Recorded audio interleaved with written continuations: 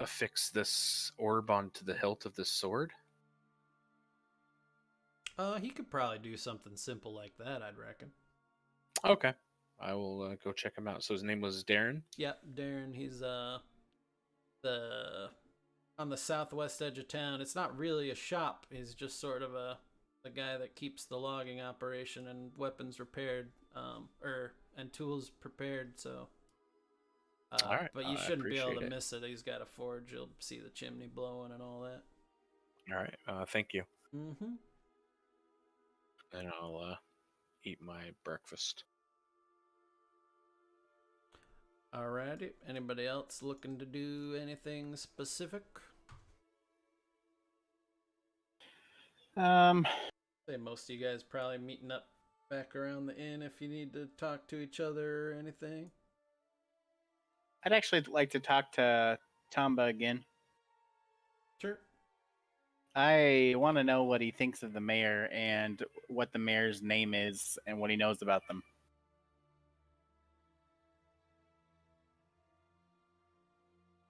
Sure.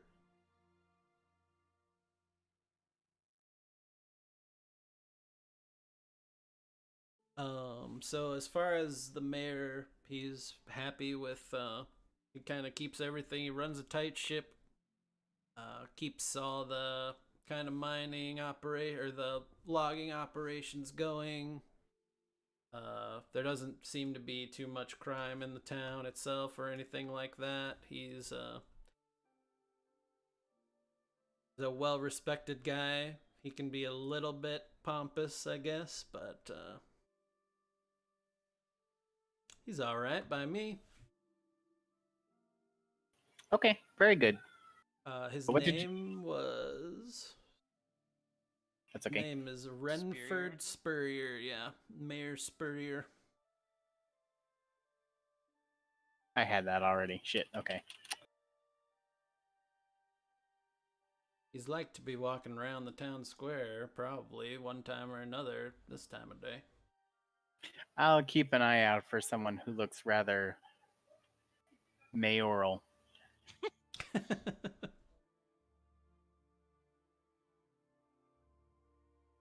And so after I'm done eating breakfast, I'm gonna head to go find Darren. Okay. You head your way kind of south down the main. I guess it's pretty much the extension of the Ink Road that runs through town, probably right around here. All right. And you see a sort of like a garage type building, open wooden doors with a forge kind of billowing inside and some smoke coming up out the chimney. The man kind of working on, it looks to be an axe of some kind. Excuse me, sir? Are you Darren? Yeah, I'd be Darren. What can I do for you, sir? I have I don't know if it's kind of a strange request. I don't know if you've done something like this, but I heard it's quite simple. I'd like you to affix this orb onto the hilt of this sword here, if that's within your capability. He kind of holds out his hands, hoping, let me have a look at it. Yeah, I hand him the sword and the orb. Alright, he kind of looks at them both, looks them over, thinks to himself for a minute. Yeah, I think I could do that for you. Maybe, I don't know, a couple hours time. That's fine. How much it's gonna cost me? I'd do it for cost of materials, probably 2 gold, somewhere in that neighborhood. That'd do me fine. Perfect. I set down 5. Well, thank you, sir. Yeah, have it done in a jiff then.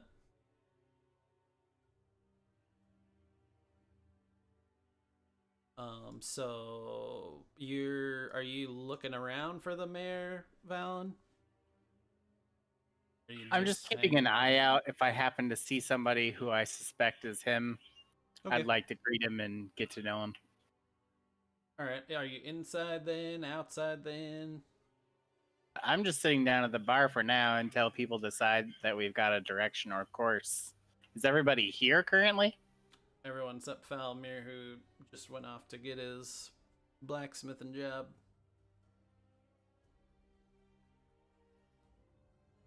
I probably would have let you know where I was going to be at.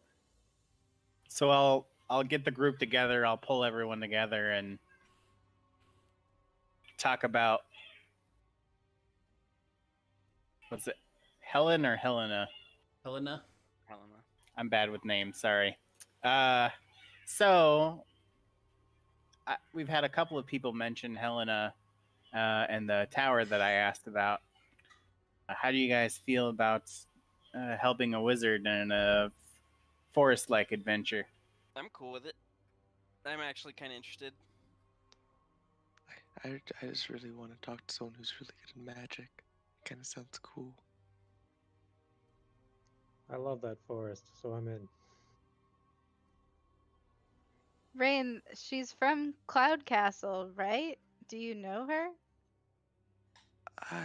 I only really knew my master, and then maybe a small people I kind of passed by, but I didn't really get any much more names than that. I was kind of grabbed and then kind of put in an area, and then we kind of just talked for a while, and then he kind of showed me things. I was kind of secluded for a little while. I mean, teleportation sounds pretty cool, so I'm down.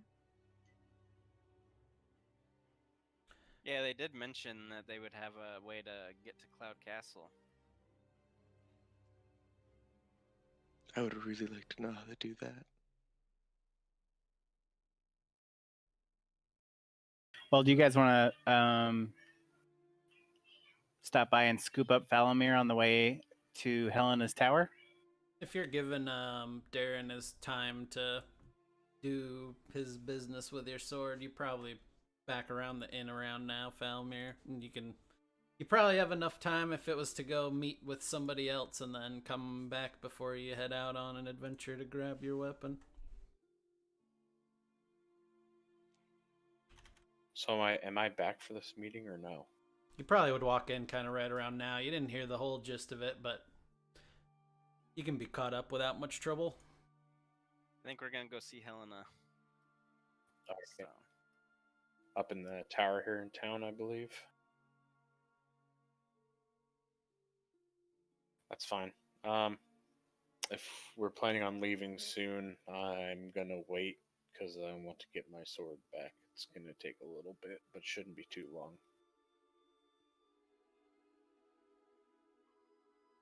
I wouldn't think you'd need it right away. You got a backup though, right? I do not. No backup weapon at all?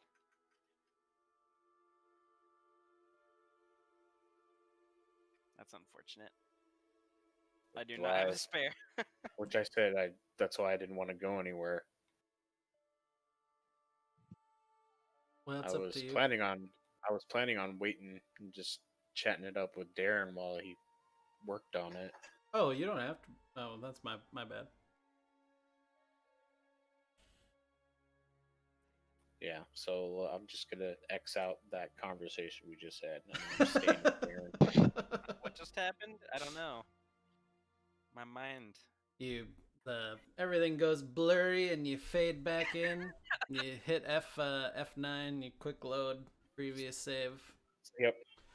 Save's coming. Terrible. All right, so I mean, if you guys sit around for probably, let's say, half There's hour nothing more. stopping. There's nothing stopping them from going. Yeah, you guys can go up if you want. Talk to Helena. I actually want to grab something before we head out. I'm gonna head back to the merchant. I bet it's cheese. All right, yeah, you Or can. pie. Now, just because these are the prices listed, it doesn't mean that they could go up, they could go down, either way. Negotiation. Right. Those are sort of baseline. That's another reason I don't really want to use this, because prices will be different. Because they at can different always, places too and stuff. I'm gonna go back up to her. Sure. So Gotta based build on up. charisma modifier, he might have to pay more. Yeah.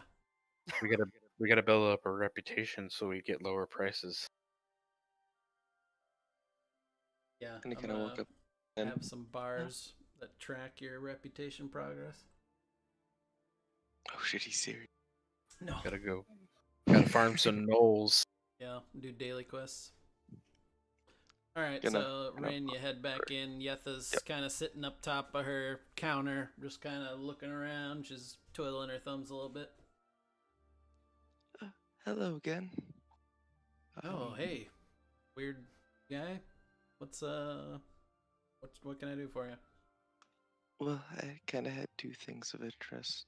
I'll save the second one till I ask the first one. There, you had a scroll of thaumaturg. How do you pronounce that? Thaumaturgy?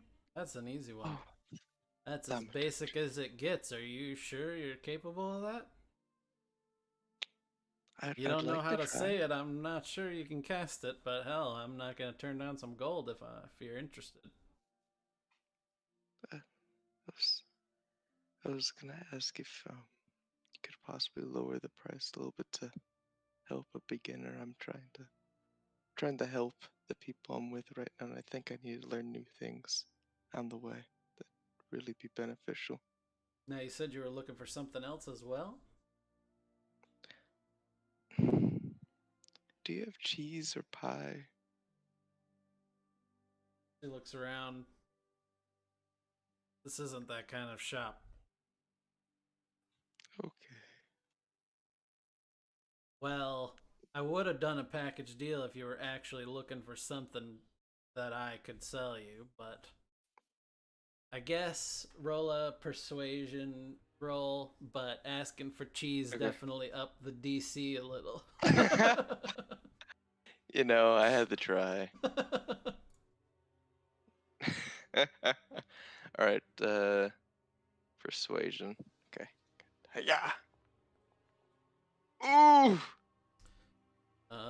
She looks over at the scroll with the little tag marked 20 gold on the edge of it, and she says, you pay what it says. Okay. I'll kind of give her the 20 gold.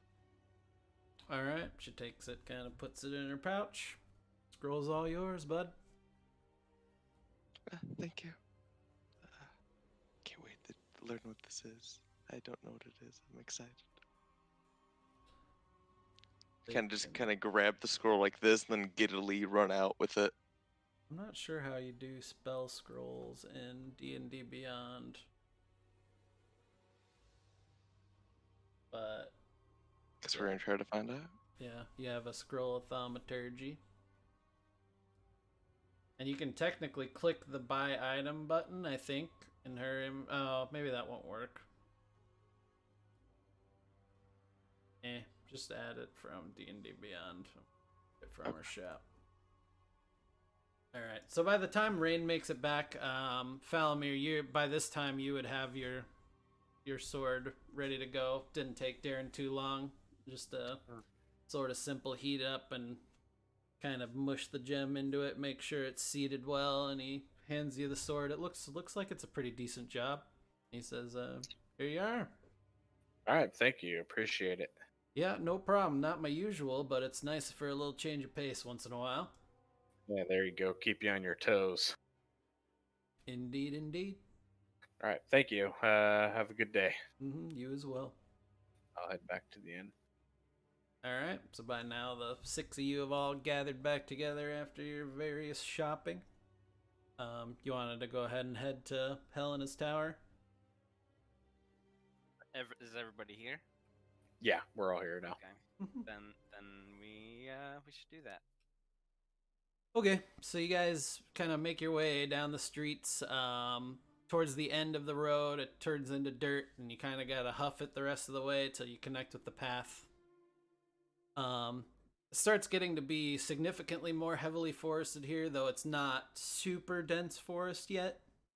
As you kind of crest the top of the hill that the tower's at, you can see that the tower's well over 50 feet tall, and it's made almost entirely out of a chalky white stone. The door is light-colored wood, though painted robin's egg blue, and there's a set of 15 or 20 well-constructed steps that wind their way up to the door. You see dark wooden shuttered windows dotting the stone sides, peppered about every 15 feet all the way to the top of the tower.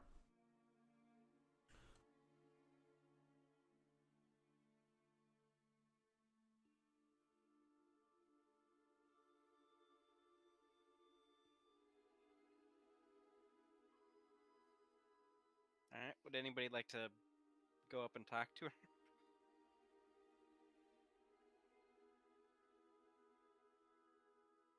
So we're gonna take her request for her mission. Well, we don't even know what it is.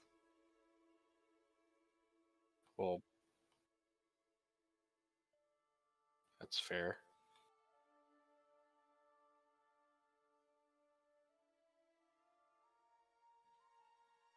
So you said this was a kind of spiral tower that kind of led to a door, by the sounds of it. I mean, the stairs, there's only like 15 to 20 stairs. They lead up to the Okay, base so of the it's- tower where there's the door.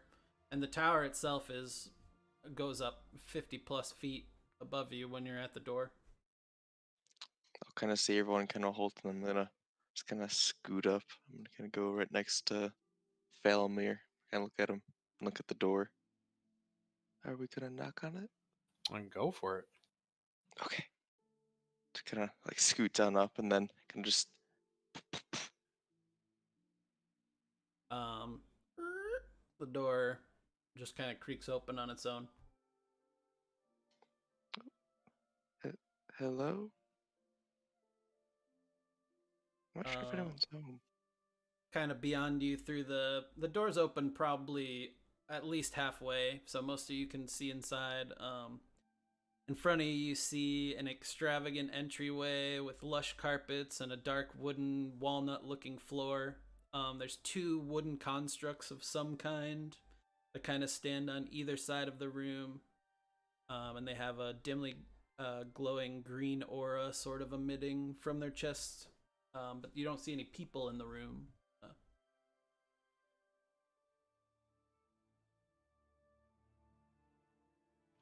I cast thaumaturgy. And I make my voice loud. Hello, Helena. You're looking for adventurers?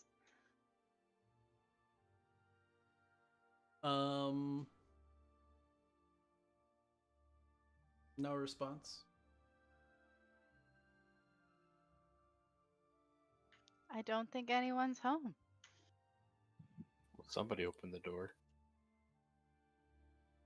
I'm gonna go poke whatever the wooden thing is as everyone's kind of scooting in. As Rain, or has anyone entered yet?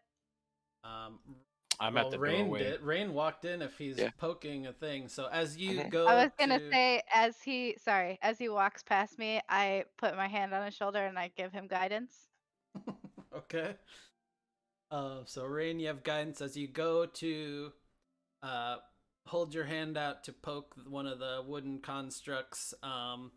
You hear all of a sudden like a bunch of fluttering wings, and all of a sudden pop right next to your face in your vision is a sort of a wild green fairy looking creature with wings, and she goes, I wouldn't do that.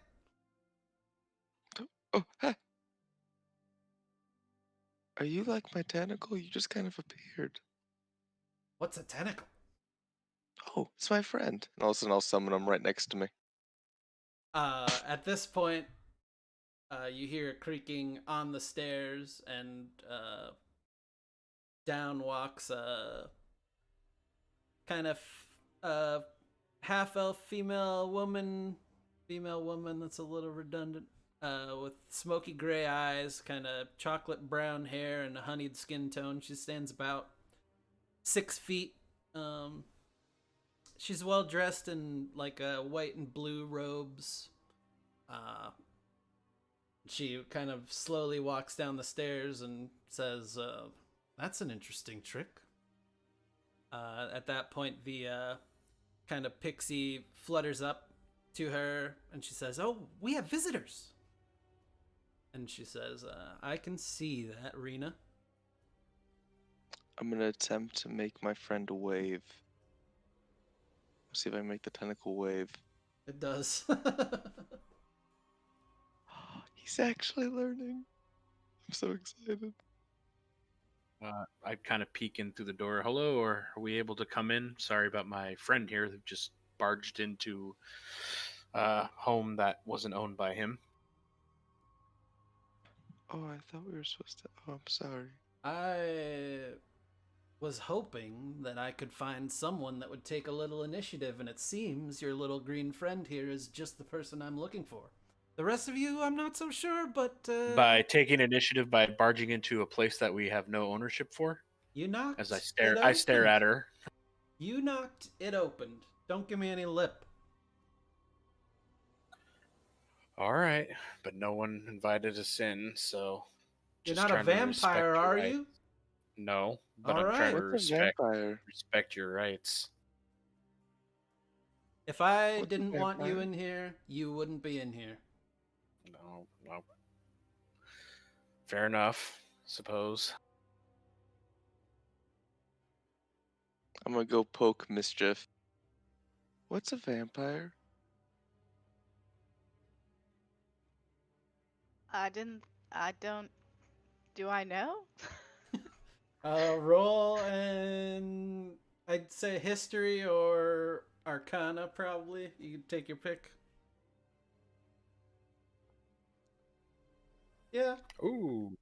you know what a vampire is. They feed off of people, and there's a myth that they can't come into a dwelling unless they're invited. It's the reference that was just made. Oh, well, that's kind of mean. Why'd you call Valamir that? Valamir, you're not a vampire. I like you. At this point, Helena I'll, kind of peeps up. She says, you looking for work or not? I could make use of you guys.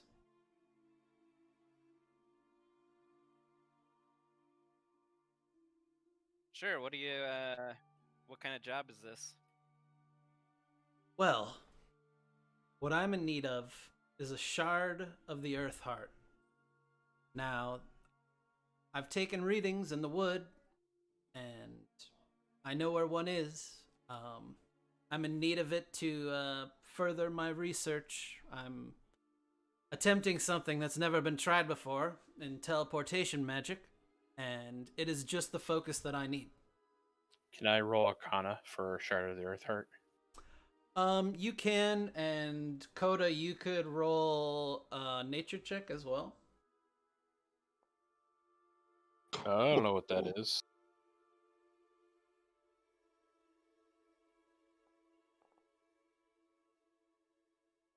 All right, so Coda, from dealing with Gaia and knowing the Archdruid there, essentially what it is in each elemental plane there is an elemental heart, and occasionally small, very small pieces of the elemental hearts can make their way through the planar gates to, I don't want to say infect, but influence areas of the material plane based on their elemental nature.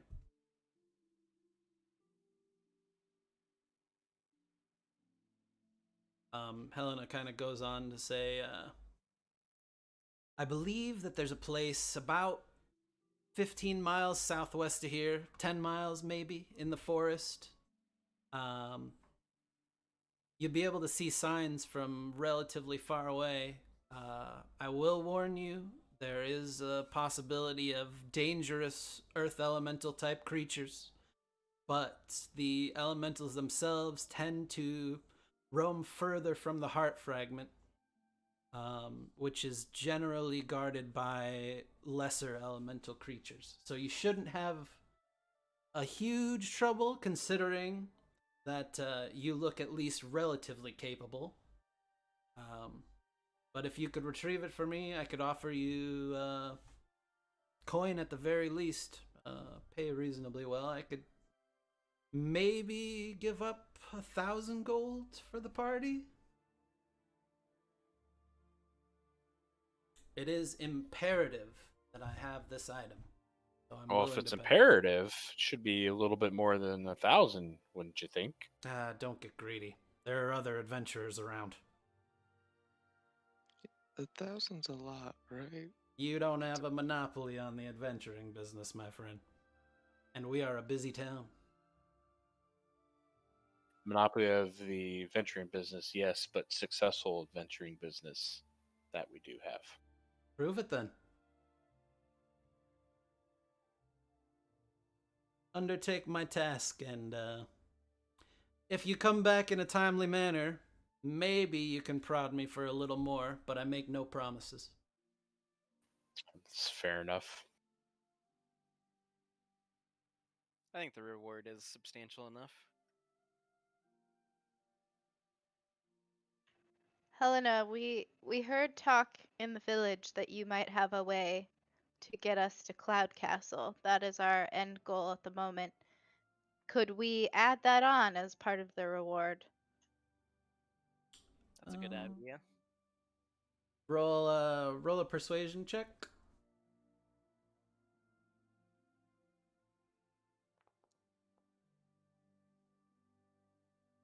She says, "Don't get ahead of yourselves, dear.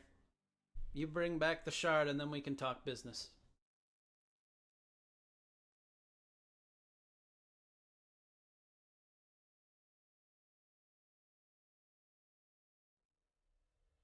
What was this Earth Shard called again? Shard of the Earth Heart. It will look like something entirely not from this plane. You can be assured of that. It should be very obvious, and you'll see its effects outward at least a mile of where it's located. Okay. But I will say, and she kind of holds her hand out, asking for your map. If anyone will give her a map, she'll put a little mark so you have a pretty localized area from which to begin your search. Yeah, I'll hold out my map. So where's this? All right, she just kind of takes it and puts a little dot from what you can gather about 10 miles to the southwest, and she says, if you leave in early enough in the day, you could make it back by nightfall. You might need to spend one day in the wood, but it shouldn't take you much longer than that. Southwest from this tower? Yep, from here. Okay.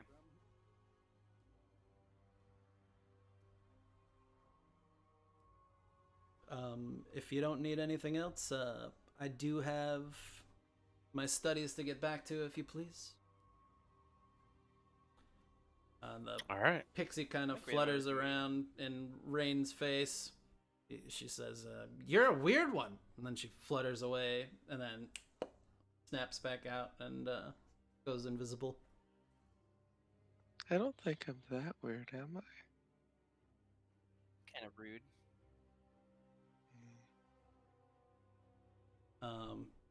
As you guys are you taking your leave, I suppose?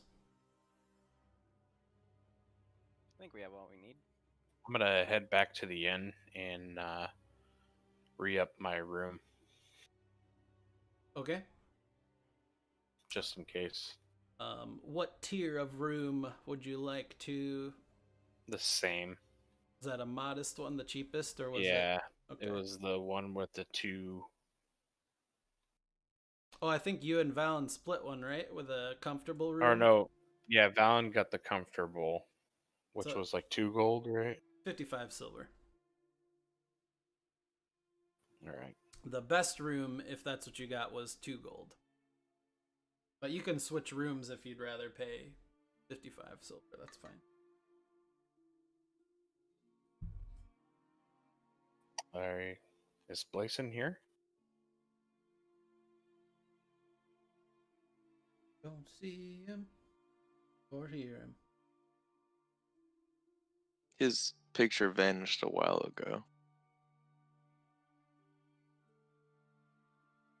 Oh, it's pending on what he wants to do, so. Because we were sharing a room.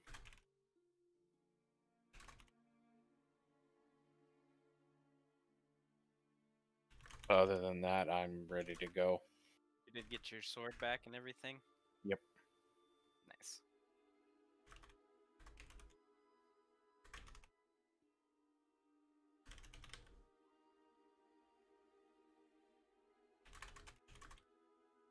I still don't see Valen's or Coda's HP bar, by the way. I don't see yours. I see mine. I see everyone's. I see everyone's as well.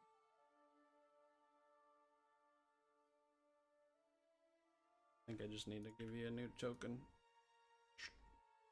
It'll be it definitely has it on for everybody. So.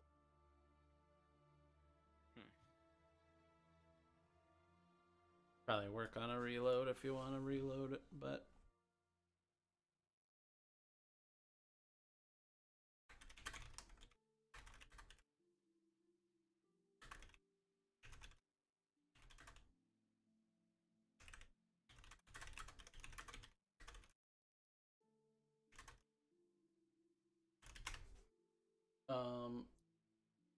assuming that Blason is here, but you guys are. I mean, I'm assuming he's coming along with the party. He's probably on a work call or something, so it's up to you guys when you want to head out. I think by now it's probably nearing noon or so, 11:30. Sun's high in the sky. Probably fine to go head out. Don't leave anything in the inn, by the way. Nope. Any important things? Nope, it's with me.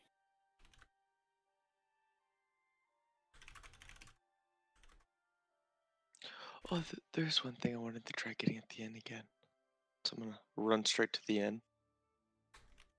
Okay. You see Tamba behind the bar, kind of wiping a glass. He looks up at you. What do you need, little guy? Do you have a piece of cheese by any chance? Of course I got cheese. You need a chunk, my friend? Yes, please. And he kind of goes over to a big... This is the first time you've seen there's a big wheel of cheese. And he breaks off a chunk of it and walks it over to you. Puts it on the bar and he says, "That'll be 1 silver piece, my friend." Kind of, like was watching the cogwheel the entire time, just like, oh, okay. Kind of puts the silver piece down. Thank you. All right, you got a Kind of chunk of grabs a piece cheese. of cheese and comes back.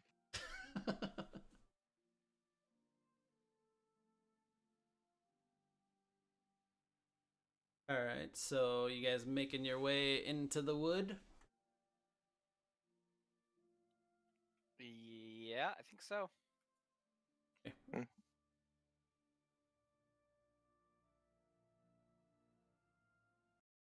This map. No. Okay, so you guys head southwest into the wood. As you begin your journey, the trees are relatively sparse. I mean, they're maybe 10, 15 feet apart. As you make your way further in, about a mile further, have everybody make, what's the marching order, I suppose, here? I'll Since be front. Since it's on my map, I'm near the front, like probably ahead of Falamir. I suppose since I'm pretty familiar with this forest, I could try to be towards the front as well. Okay, I mean, you guys can. So, Coda, Falmir, and Aaron are probably all up in the front. Mm-hmm. I'll probably be in the back. All right, Rain in the back, Valen in the middle. Mischief, where are you walking? I'm near the back as well. All right, Mischief and Rain in the back then. So as you guys are, you've been traveling about an hour at this point, so you're a considerable chunk of your way, maybe 2-3 miles into the wood. To have Falamir, Coda, and Aaron give me perception checks.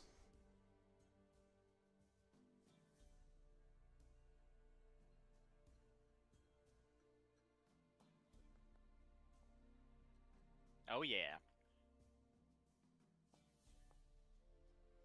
Almost as good as my natural 10 roll. All right, Coda, as you are kind of listening out, knowing sort of the sounds of the wood, you hear maybe 100 feet in front of you, sort of scurrying and rustling and kind of gnawing and tearing type sounds, like something might be eating. I guess I inform the others of what I hear. I guess it might be some kind of rat. You can roll a nature check if you want, Coda.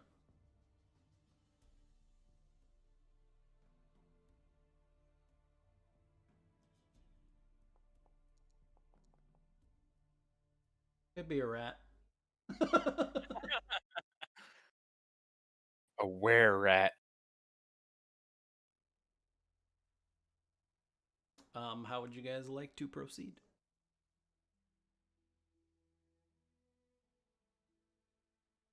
I mean, I guess we can keep moving forward.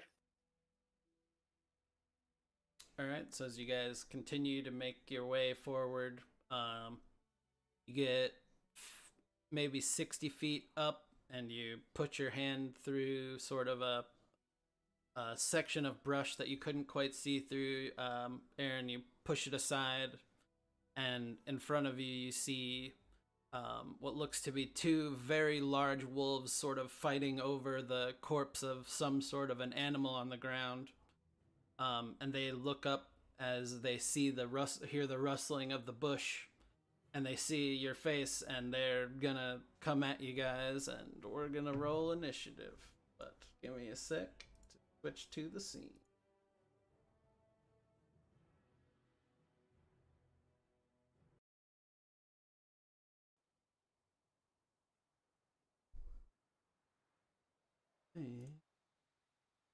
So we had probably it was Coda, Aaron, and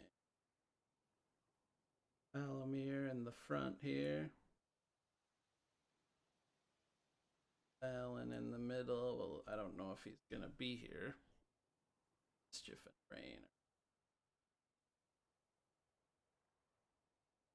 Incredibly foggy.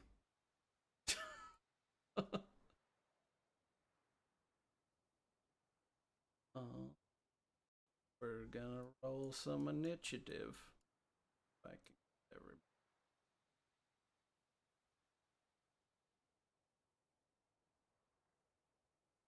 I don't know.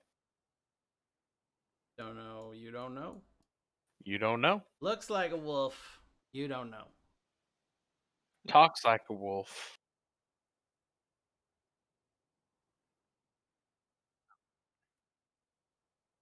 A lot of people. I'm just not gonna balance. I don't know. I guess he's somewhere off. Somewhere. I guess I'll roll for him.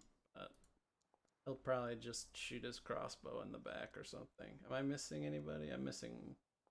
Wow, double one.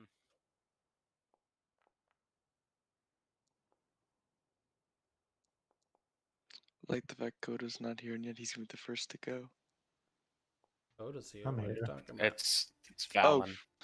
Fallon. All right. Combat. Boom. All right. So Coda, as these two dire wolves sort of start, they for a moment ignore their quarrel with each other and see more fresh meat coming over. You also see Fresh meat. let me see here. You also see one smaller wolf that's kind of trying to get involved. Picking at some scraps. Oh, I'm rolling public. Shh, nobody saw. I think everybody saw with their passive perception. Yeah, so actually that's true. You see one more wolf there.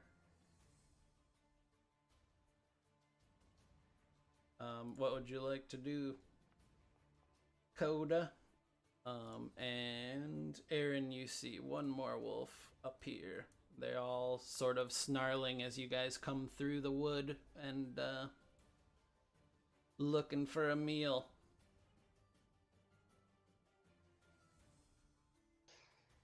All right, I will. Hold on.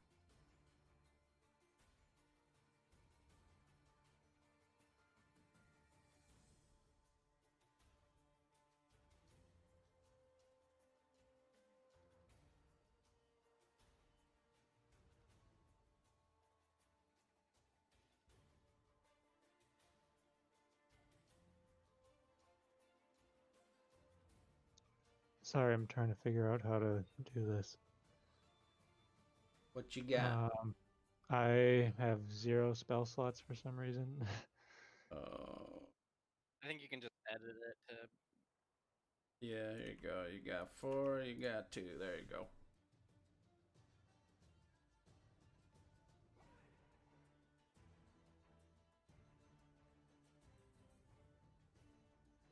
Alright, so you should be able to, boom, entangle them. Nice.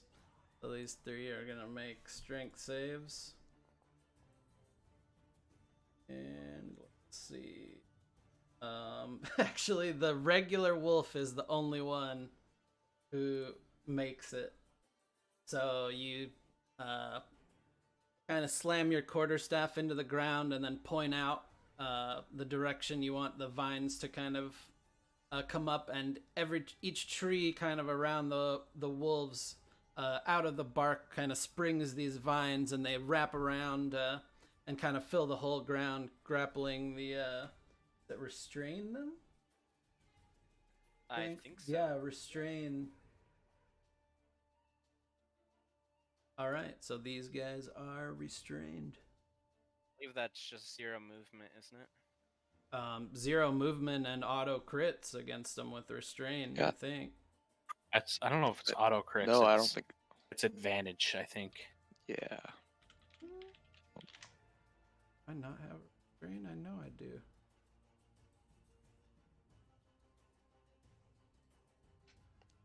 Creature speed becomes 0. There Attack we rolls go. against the creature have advantage. The creature's attack rolls have disadvantage, and they have disadvantage on dex saving throws. All right. Yep. So we just have advantage against them. Yeah, you can see it there. Okay. So you got 2 restrained wolves that cannot move their next turn here. And it's up to you if you want to move or anything.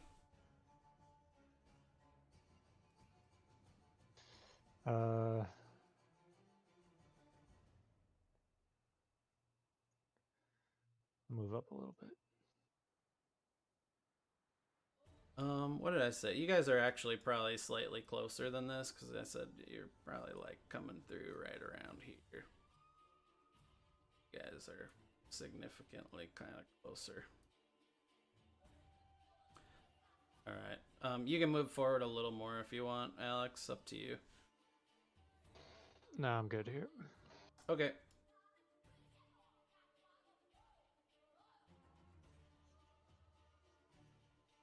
All right. So wolves now. That's correct. This wolf, how much movement?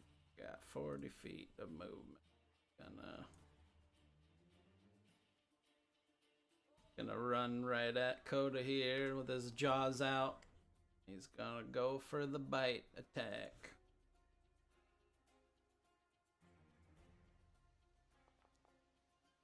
And he chomps at you, but you're too quick and you dodge out of the way. That is that, Wolfie. Now the one. So does he have to save if he starts his turn?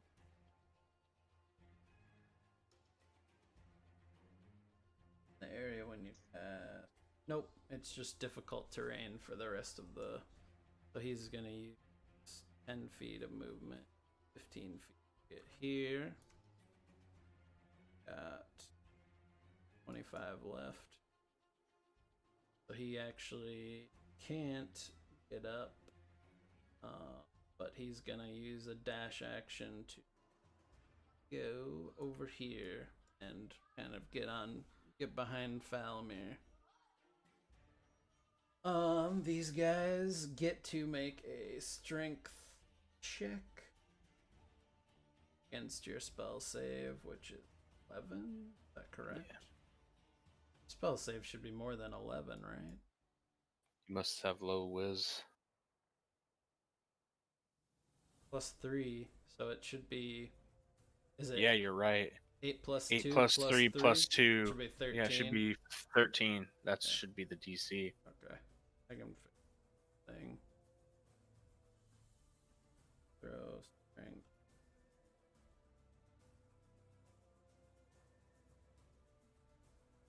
I don't know why it's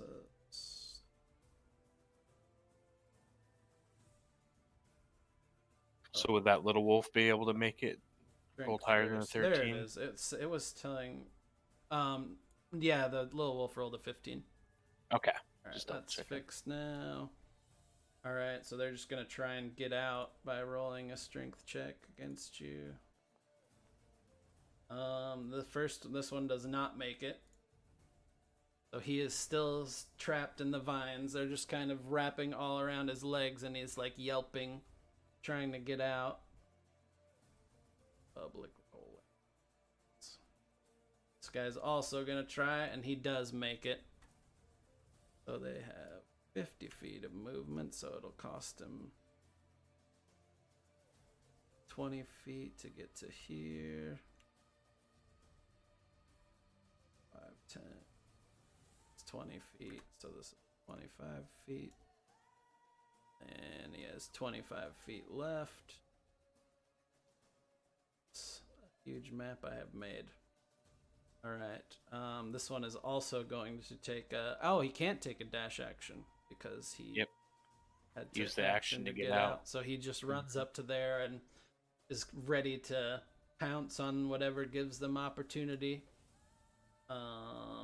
Valen's turn. Oh, you're here? Alright. Yes, I'm really sorry. Dude, it happens. You took the mission from Helena, you're walking through the woods, nobody decided to be stealthy, so you walked right into some wolves. Right, we're looking for an earth shard. You I are gathered looking some for of the details. an earth shard. I'm gonna get a water real fast, but you can roll your stuff.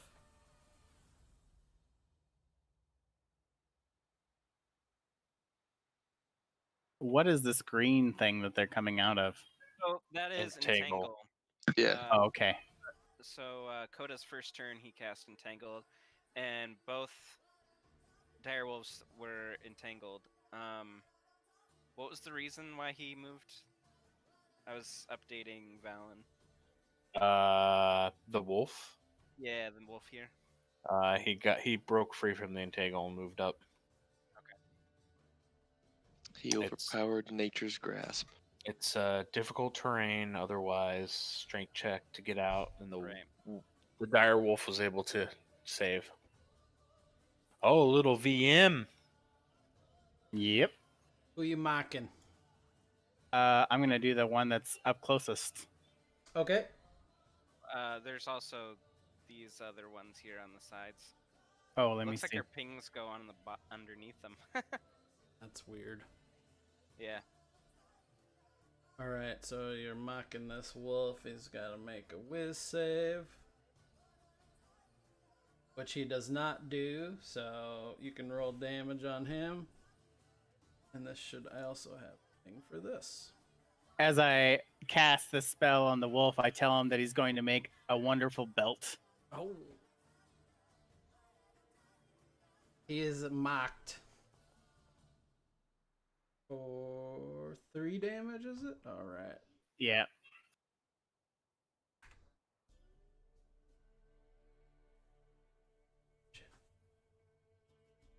Alright. You have damaged the wolf both in spirit and in constitution. Very good. Also, I'm going to... Bardic Inspiration is a bonus action, right? Yes. I think this is gonna reload this, so I shouldn't. So I'm going to inspire Falamir. Right. And mark that I have used one charge. Sweet.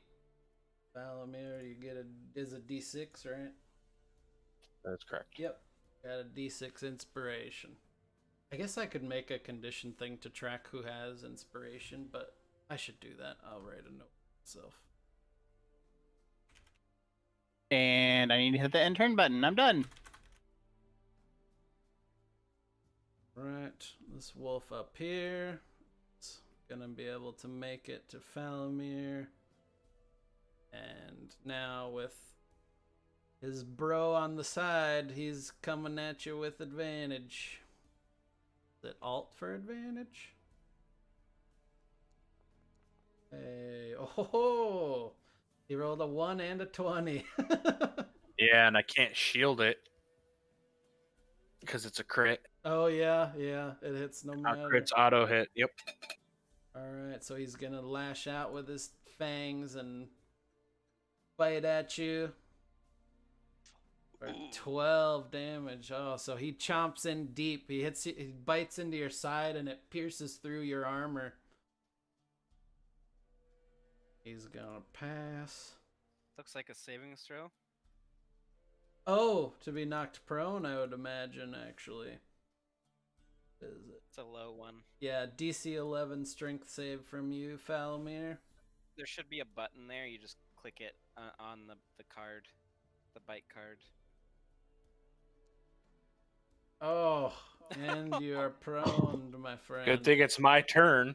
Oh, okay, I won't even mark. Oh, it is not your turn yet. There is. Oh.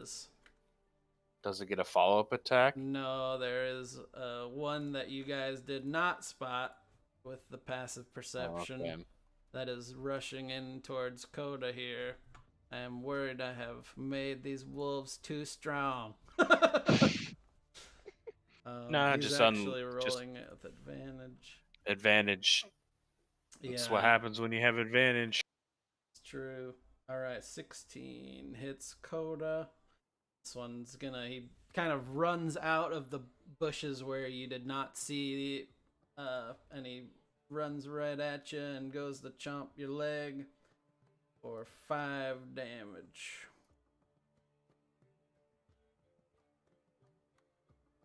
All right.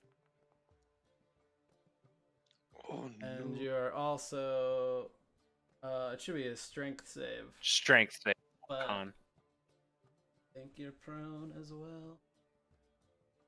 I did not. So. Yeah. All right. Yeah, So you, that was his. That was his Oh, concentration. that's Concentration concentration for the set. entangle. You lose the entangle off that. Yeah. So the entangle drops.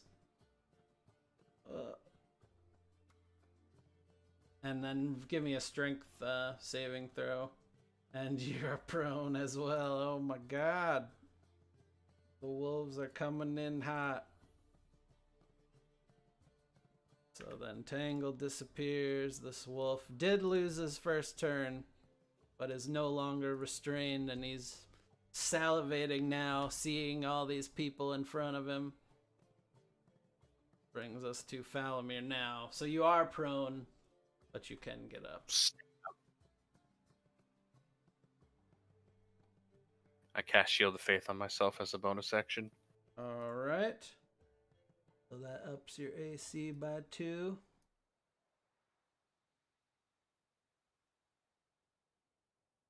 Have your action with a couple wolves salivating right around you, looking for blood.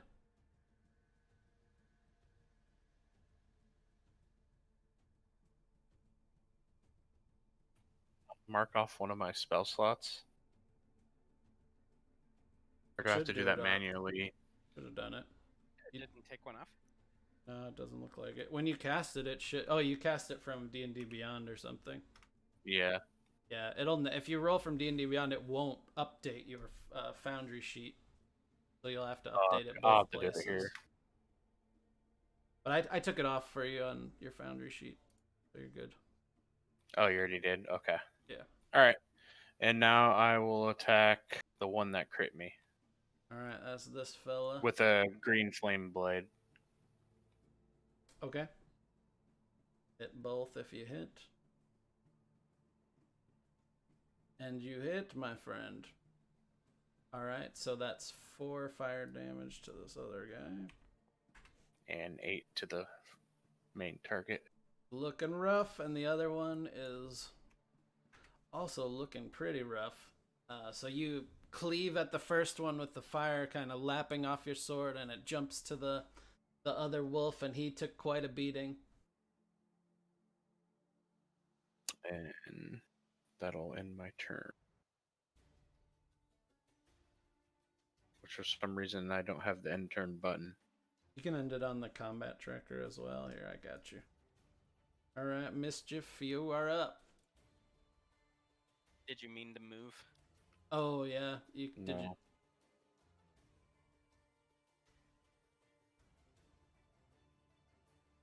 So Coda's prone with 2 wolves kind of standing over her.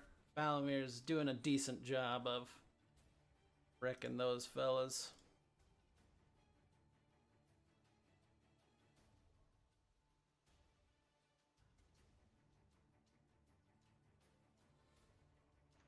Okay. I get a little closer because these big ones look the most dangerous to me. And I cast Bane on the 2 bigger ones, and then the one closest to me by Coda. It can't ping while I talk. Okay. Should be a alright. charisma save. Yeah, I got it here. The front direwolf succeeds. Second one in the back fails. And is it this one closest to? Yeah, where that ping was. It put concentrating 3 times on you for some reason. I don't even understand it. Because there's 3 targets? I don't Yeah. know. So, Should only be 1 concentration. oh, whoops, he didn't. He saves. He does save, so he's not baned. So the one in the back is baned, and the other 2 are able to shrug it off, unfortunately. Alright. Jeez. Losing my cool. Alright, Rain, you're up. See if I can Alrighty remove then. some of these concentratings from you. There. I swear That's one fine. day I will figure all this out. So first things first, I always bring it in the tentacle. Right. I'm gonna bring it right behind the 2 wolves. Alright. Tentacle coming out. It bursts up from the ground with like just splashing water out into the grass around it. Alrighty, and then I'll make Sir Tentacle roll. Which one are you swinging at? The left one. Okay. That definitely hits. Alright, and then I'll roll damage. I'll make it cold damage as well. Sure. Just so I got the option. 7 damage to that wolf. So you slap him down as he's salivating over Coda, and he kind of looks up at your tentacle and snarls. And then I'll shoot an Eldritch Blast, the same one. Alright. That hits. Your yellow and orange energy launches out, and you obliterate one wolf. He is down. And then I'm gonna move like about there, so I'm 15 feet, and then it's end of my turn. Alright, nice work. Aaron, you are up.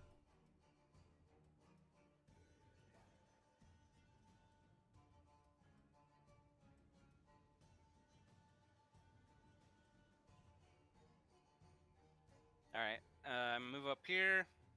I'm gonna activate my swarm, which is gonna be frogs. Oh god, how does this work? You gotta tell me what to do.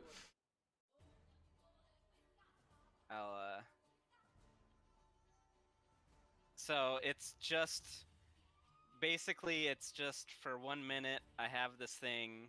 A whole bunch of tiny frogs will be around. All right. Fey frogs, and whenever I hit somebody, they take 1d6, or once per turn, they can take 1d6 extra force damage when I hit them, and then I push them 5 feet either towards or away from me. Okay. So I'm gonna go ahead and swing at this one here. All right.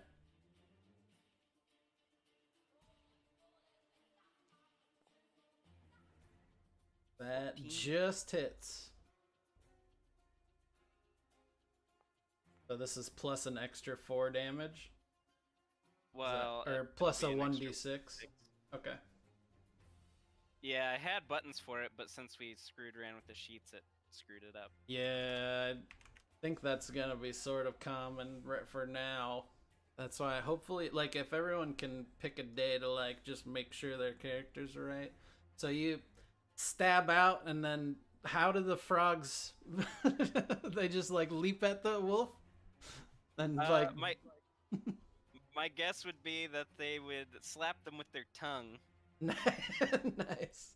So a whole bunch of really, really tiny frogs just start licking this wolf. This is a phenomenal scene I have in my head. Yeah. The wolf So, is I'm barely gonna hanging push on. it. Oh, Push him back. all right. Does it a strength save or does it just happen? Just happens till the update comes, Okay. and then I'll walk up to him like that. All right, deal. Well, that wolf is in serious danger, and Coda is safe to stand. And you have 15 feet of movement left, right? We decided it was 10 feet lost for halflings. Yeah. All right.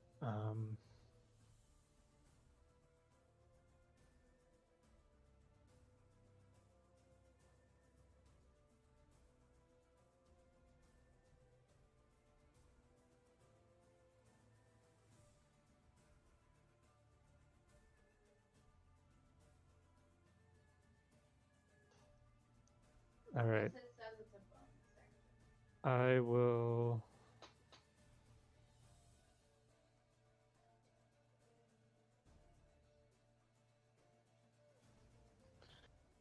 Sorry, I have to figure out how to use this.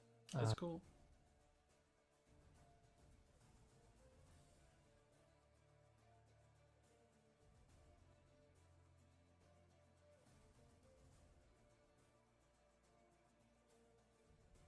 You slinging?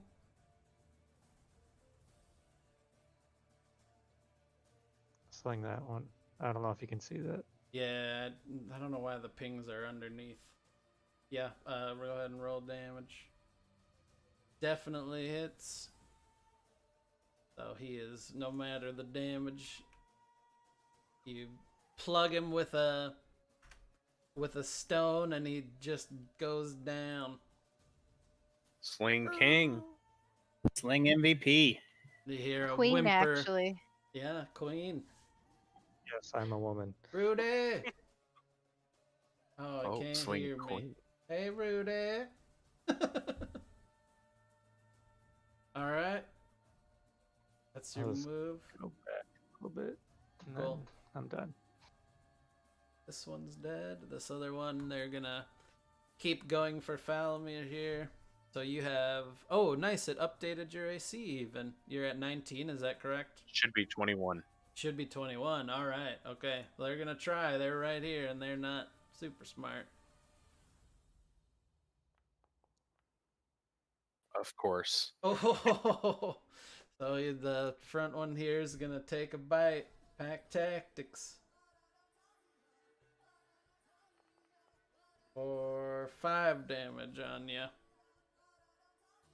and he's still and concentration. Yep, I got a roll con now. I really like the prompt thing. Yeah.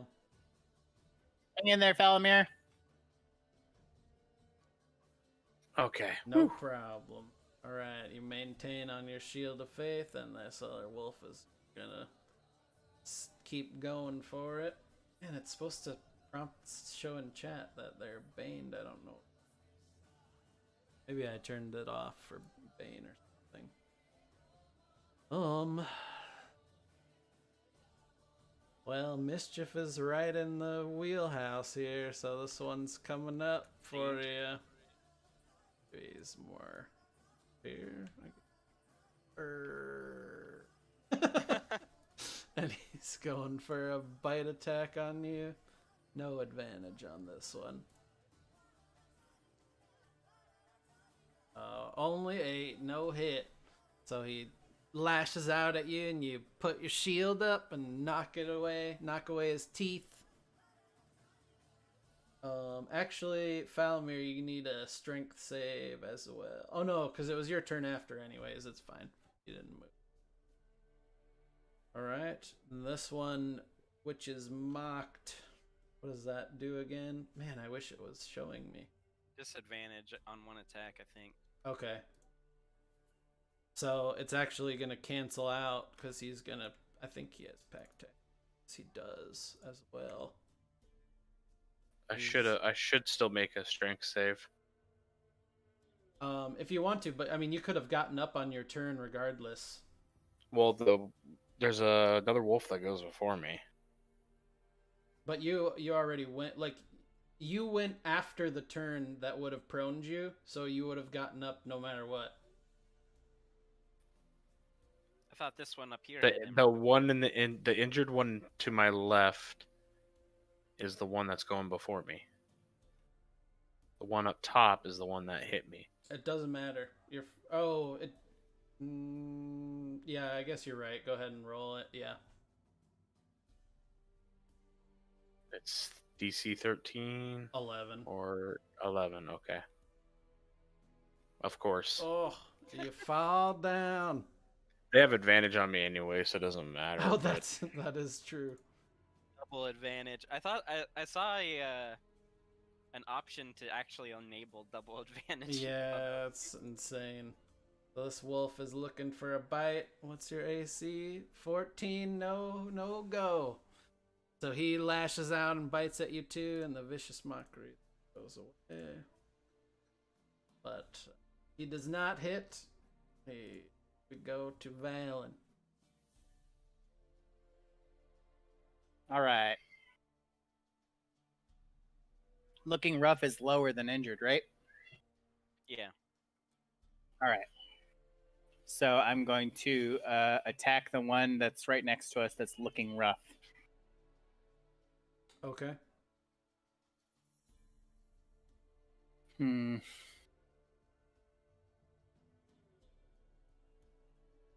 it, my custom weapons went away. Yeah, I know, mine too.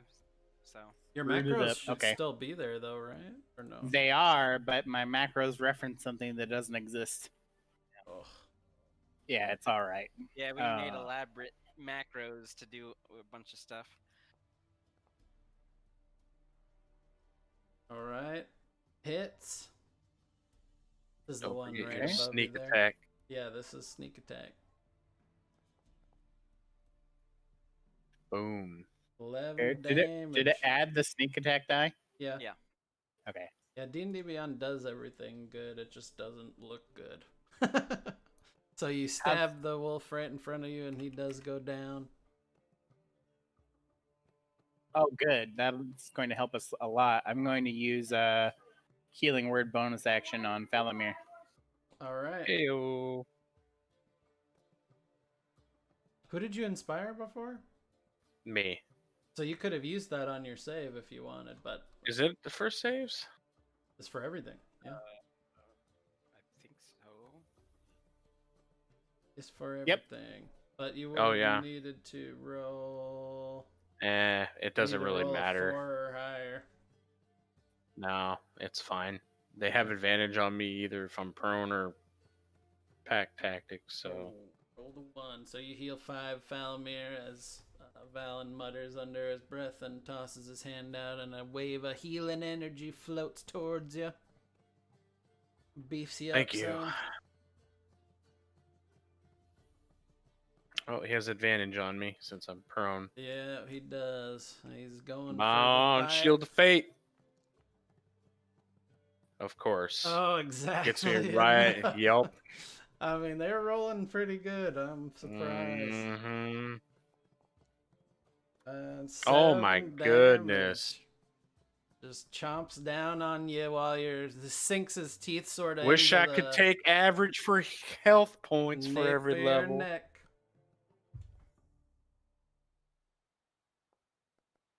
Wow, and by 1, so it's And off. you lose the shield. None of these are freaking. I'm sad.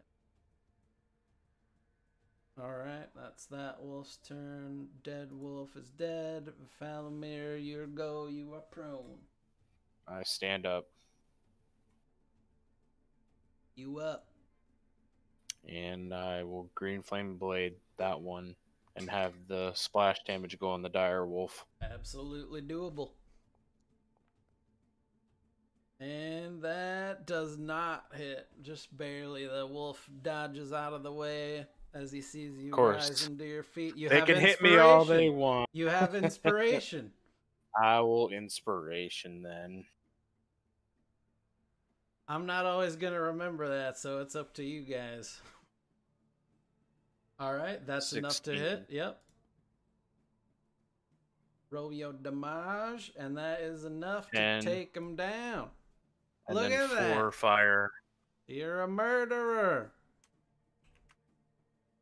So the big wolf takes a splash of fire, and this other fella's down for the count.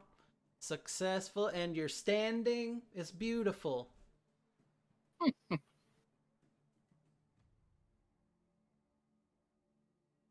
Combat song.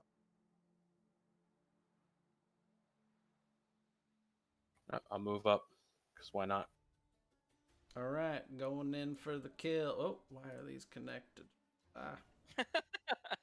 Moving up over Yeah, there. Okay. All right, Mischief, you're up.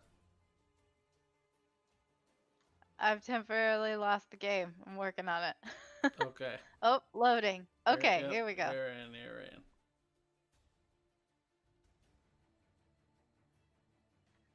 So, how big are these wolves compared to me?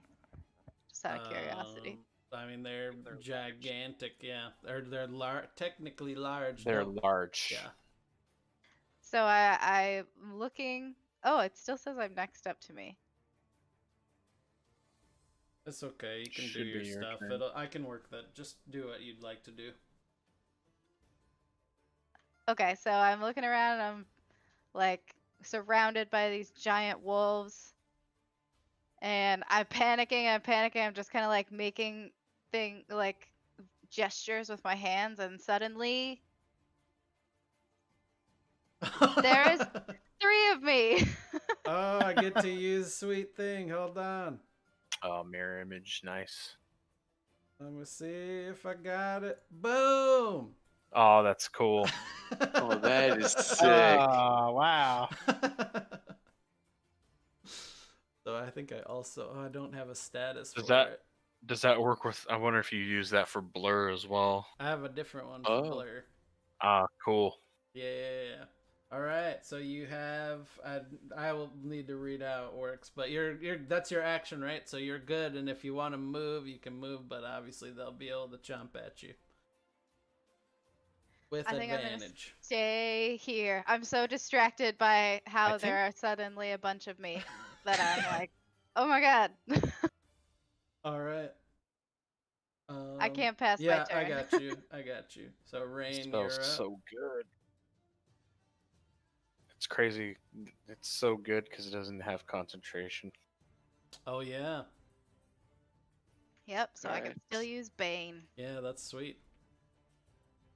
Rain a little caught off guard. There are now 3 mischiefs, 3 new 4. friends, Four. be 4 mischief. it is an entire mess in his mind at the moment. But he's gonna focus on the wolves. He's gonna move his tentacle right next to Mr. Wolf, and he's gonna mischief. He's gonna move towards mischief and the wolves. First things first, gonna let Mr. Tentacle attack. All right.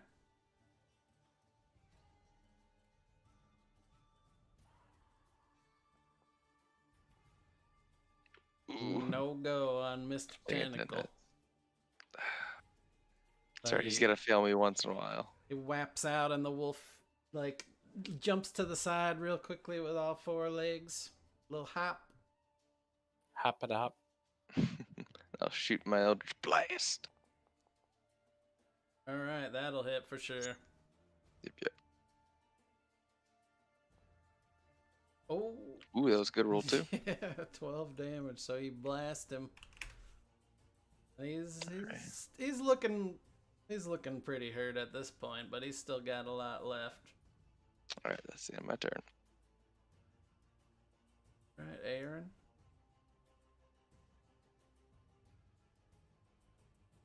All right, move it right here.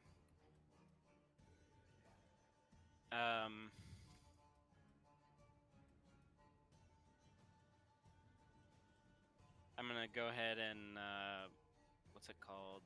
Favored foe on this one. This All one right. here that, and that starts at concentration. Let me turn that on. But All yeah, right, 24. that hits.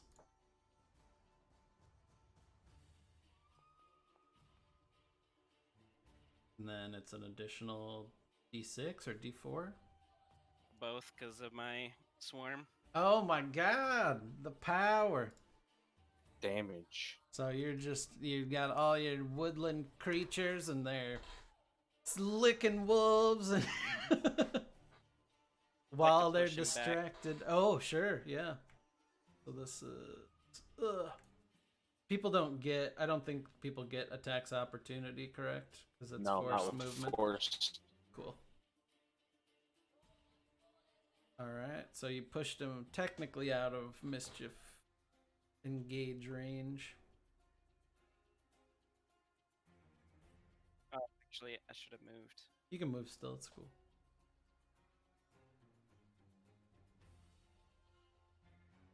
Oda's on the move. You can hit from there. If that's your goal. It was not.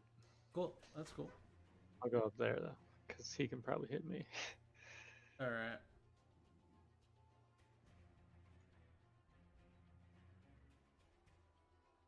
Yeah, I had buttons that would do all of the extra damage, and it would like put concentration on me and all kinds of stuff. Heal Falamir. Okay, I'll go ahead and do roll it for it. manually. Yeah, I think for right now, when we're Nice. leveling so quickly, we'll see how. It'll be a little bit before you guys get 4, and then Thank you. obviously a little bit further till you guys get 5. As long as you don't die to these wolves. I just got unlucky. Yeah, Nat 20 really owned you. All Nat right, 20 so and then rolling high to hit me, even though I have high AC. this wolf just thinks he sees more shit to chomp on, so he's actually gonna roll, and he doesn't get advantage now because of the move by Aaron. All right, so And I get a minus a D4. But that's still 20 to hit. So all right, so He roll hits. a d20. yeah. Your mischief. Oh, just what you needed to hit one of your mirror Yeah, images. 6 or higher, so it takes 1 image from you, so you'll have to keep track that you have Track. 2 images left.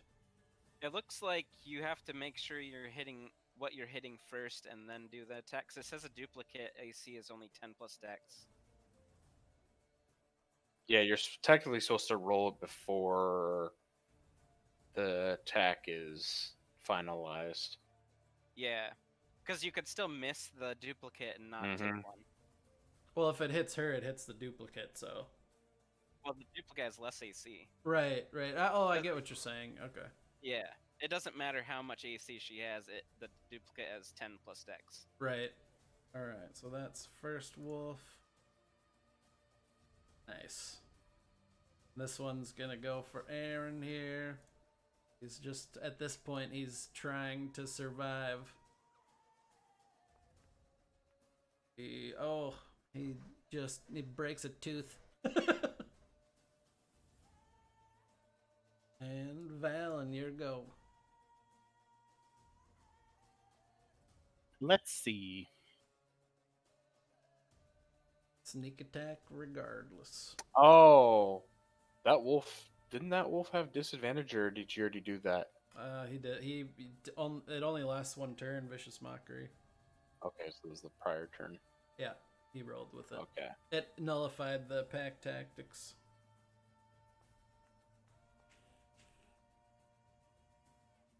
That hits. Sneak attack.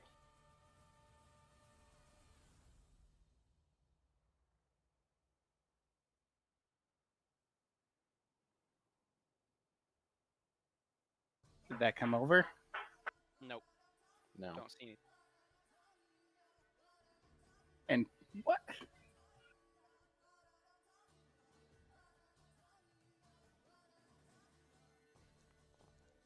There it You goes. go. 6 damage is not quite enough. He's still standing as you kind of pierce him with your rapier, and you hear a yelp, and he looks like he's very, very beat up. There's kind of blood dripping from his snout. All right, I think I'm done. Right, these wolves don't get turns, and we go to Falmir. All right, I will attack.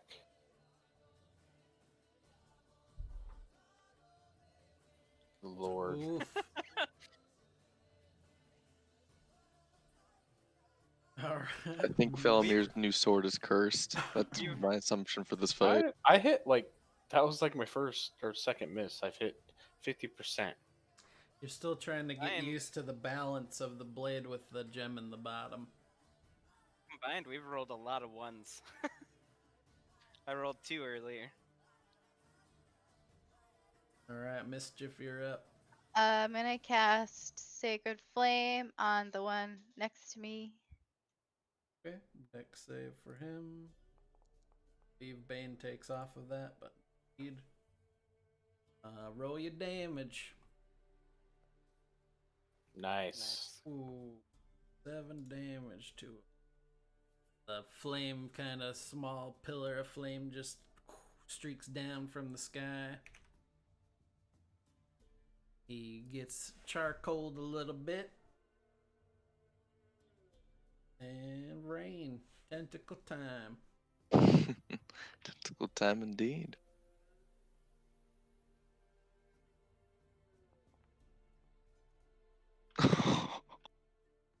Tentacle, not time. Oh dear lord. Alright. And then It I go smacks the for ground. Eldritch Blast. There's too many ones in this fight, man. Mm-hmm. I almost got a one that scared me. That does hit. Alrighty. Not bad. And that's enough to take the big wolf down. So the first one goes out. Ugh. Alrighty, then I'm gonna move around there. End my turn. Alright. Aaron, you're up. One wolf remaining. Alright. Move up here and yeah, right there. And then do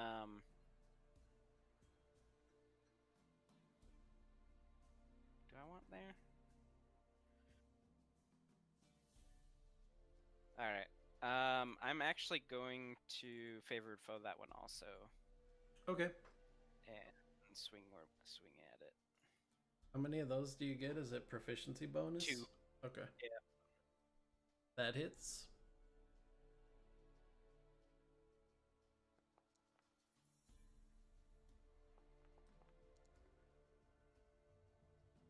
$13 damage to him. You take a significant chunk out of him. He's looking like he's almost on his last legs with the frogs Looking lapping rough. at him. Looking rough. But push him once. Oh, sure. Ugh. All right, Coda, you're up.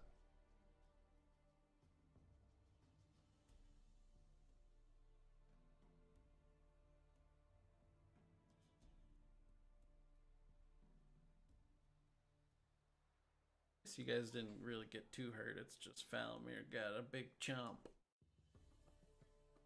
Yeah, like it got. There was like 221s that hit him, and then there was that crit. Yeah. That's sort of unusual. Back tactic. Good when there's a lot of wolves. Mm-hmm.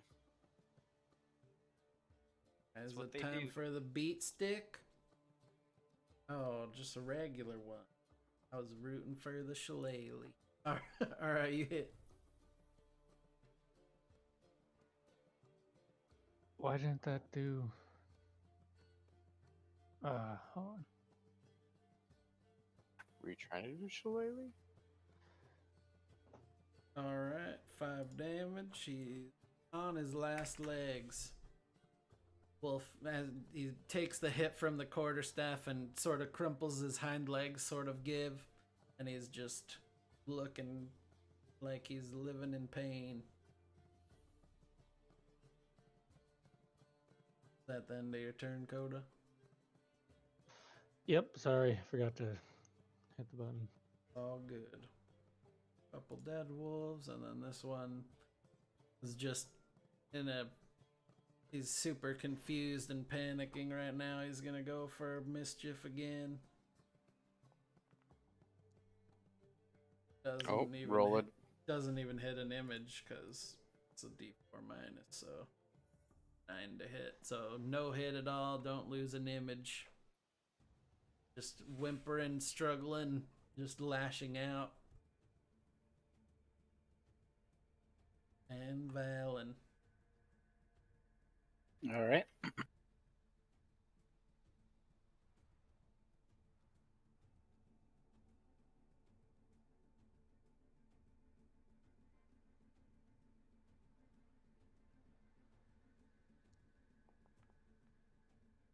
That'll do it.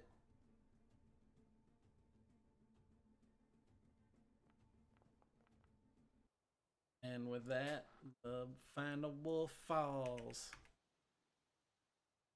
Just sticks him in the side or in the throat, ends his misery. Feet.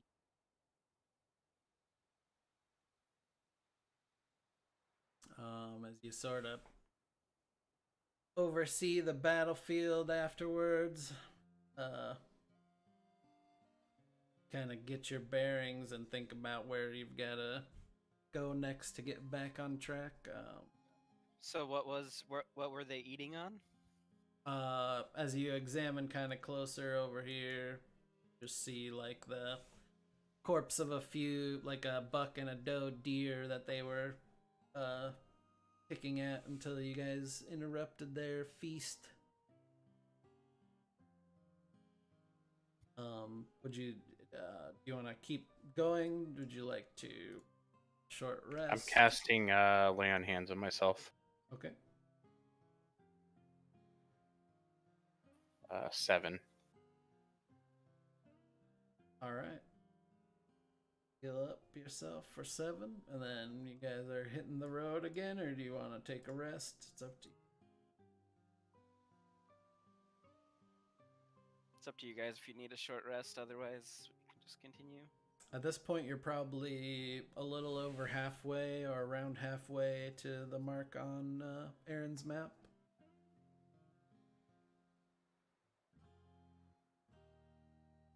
I'm personally good to keep going.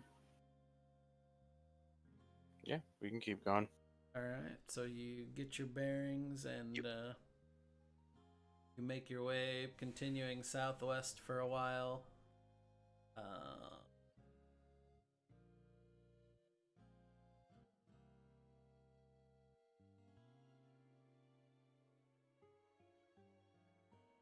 Things go.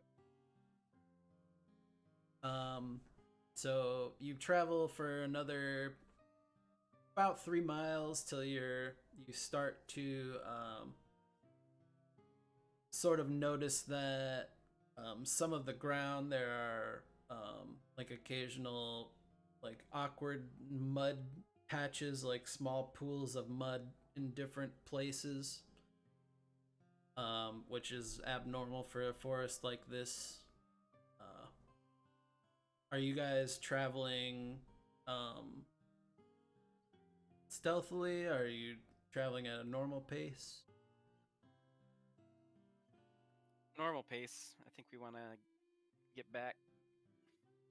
Yeah, Alright. normal pace. So as you continue onward, then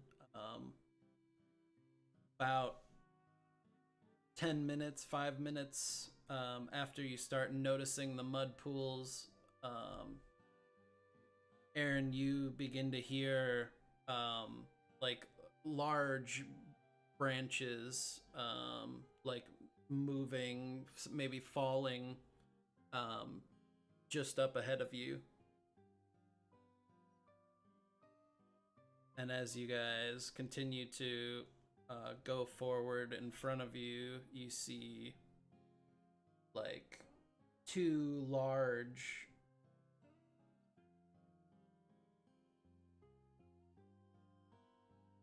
kind of hulking rock entities that are just gliding sort of half submerged in the earth, slowly, but as their shoulders and arms clip branches, they like crack and break, and they're about 50 feet from you, coming in your direction.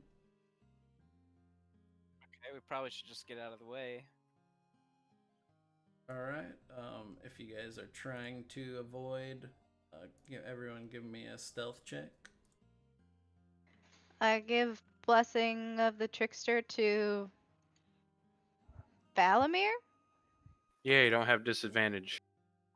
Oh yeah, heavy armor. That's a good call. Giving it to people who have heavy armor. All right, actually, I can. Let me. No.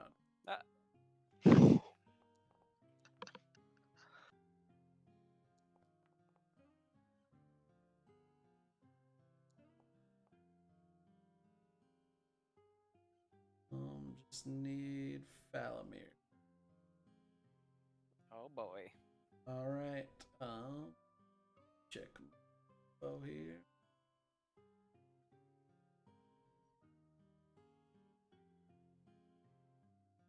You manage to dart into like sort of some undercover of a bush. You do,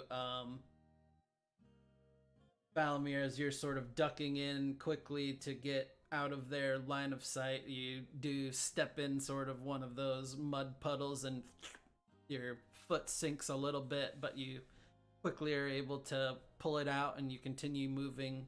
It doesn't seem like they took a notice to any of you, or if they did, they weren't particularly looking for a fight.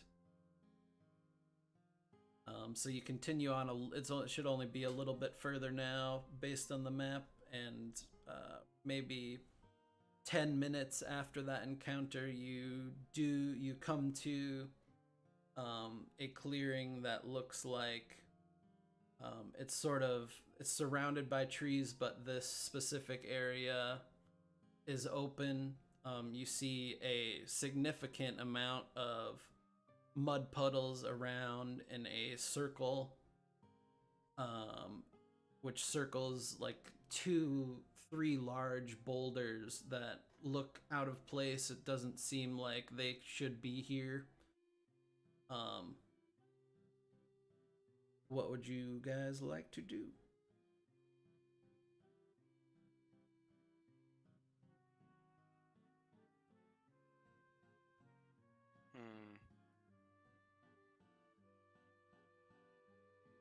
Can I start ritually casting Detect Magic?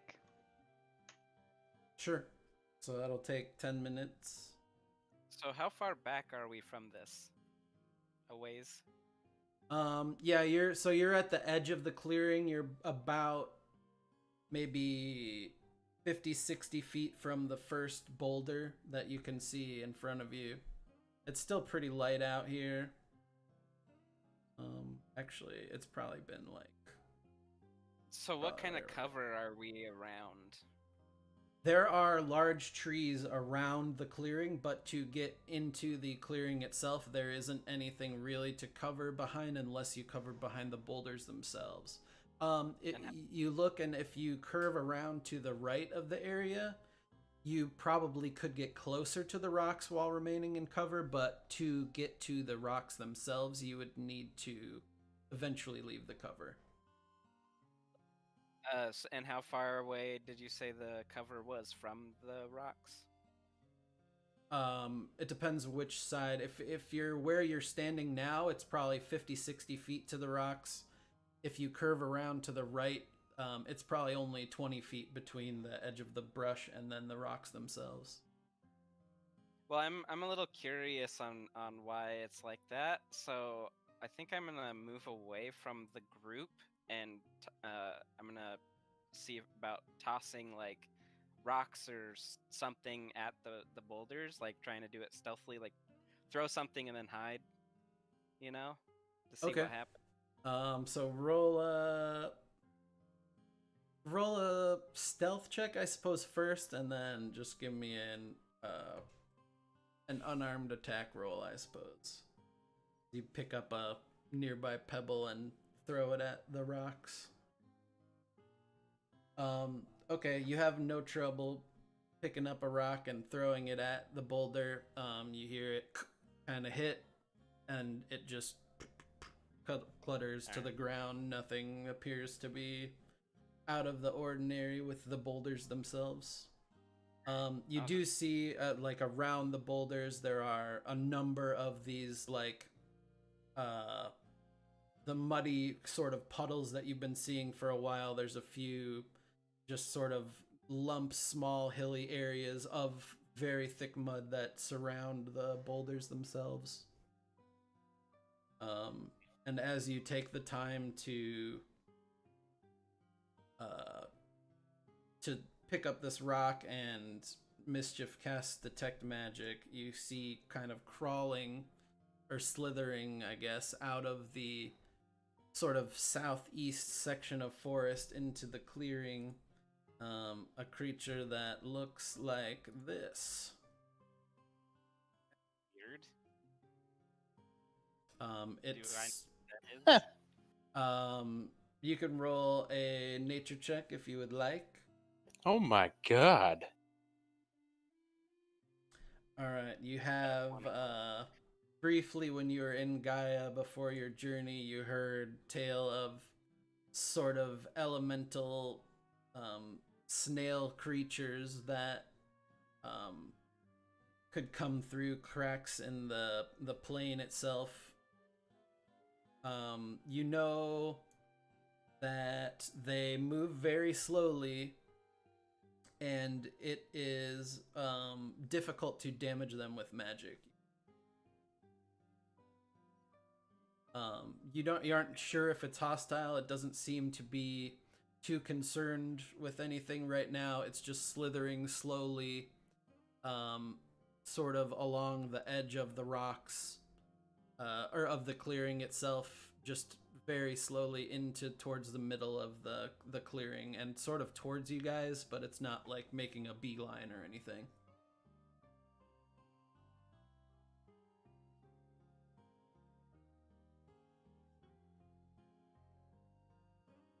I'm going to summon my tentacle.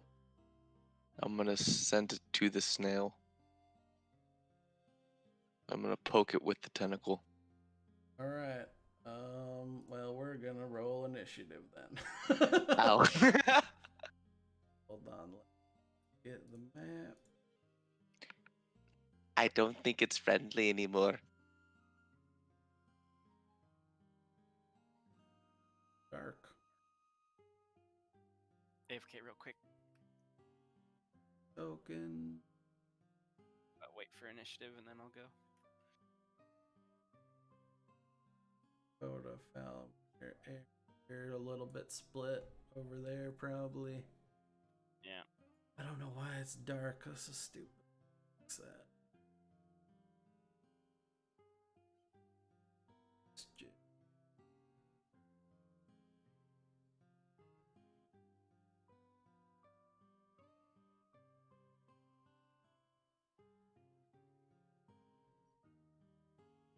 So you see at this point the creature would have made its way sort of about to here. Tentacles out. There. And is the tentacle attacking? You said you were poking it.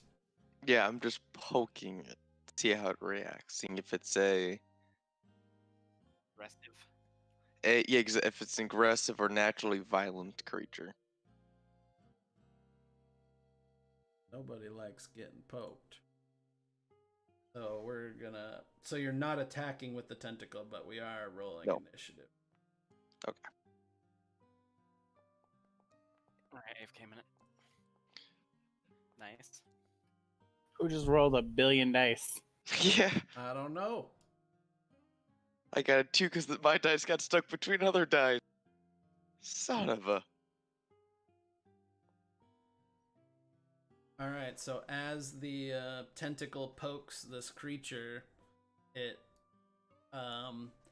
sort of puffs out like its chest a bit and it looks very aggressive towards the tentacle once it's been disturbed.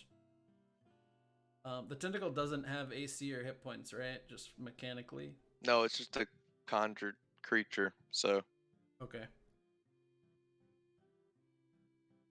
you can try to hit it. All It's right, not gonna so do much. you don't. You're not sure if it's hostile to you directly, Valen, but it is your turn to figure out what you would like to do, one way or another here. Actually, yeah.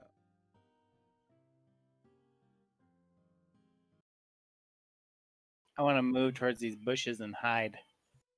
All right, roll a stealth check.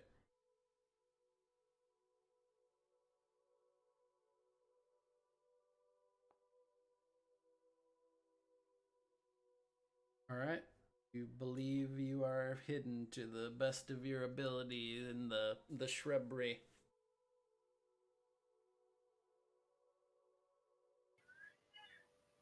Also, I will give an inspiration die to Aaron. All right, Aaron, you are inspired with a D6. I think he might be AFK, so you might need to remind him when his turn comes. Okay, that's fine.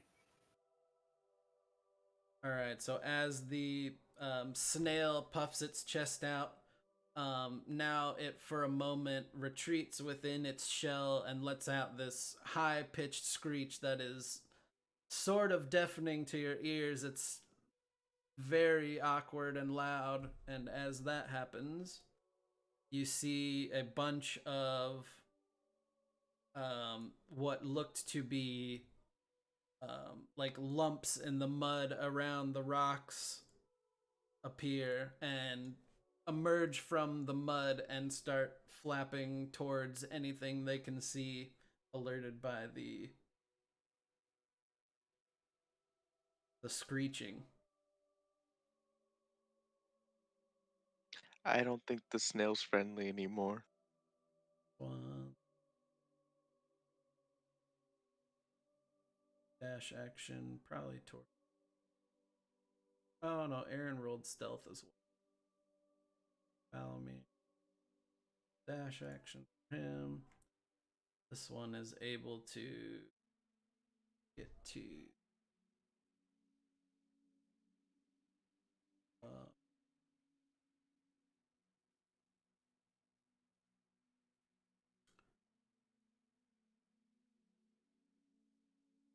Okay, this one is gonna up here. What have you guys done? Poke the snail with his tentacle. Yeah. I was curious. I didn't know what it was. So what do these look like? The smaller Like things. mud imps? Yeah, they look like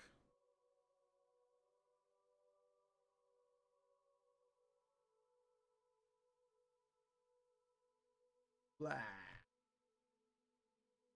Little muddling things. Yep. Call them mud imps. All right, this one's gonna come up and it's going to do this to Coda. Do you see that in chat or did it hide? Mud breath. So he's gonna, it sort of like heaves for a second and then a bunch of mud comes out of its mouth towards you. And you need to make a dexterity saving throw, Coda. All right, so as you do, he sort of vomits this mud out, and it's you manage to dodge out of the way a bit. It might get a little bit on your legs or something, but it's not as dangerous as it could have been. All right, so we got another one back here that's gonna just dash action up. And Aaron, it is your go. And if you attack, well, you are stealth right now, so I would say you can probably get to the one near you, and if you attack it, have advantage. But Okay. if you come out of the clearing further than that, then you probably reveal yourself. Okay. Well, yeah, I'll go up for that one. I'll activate my swarm here.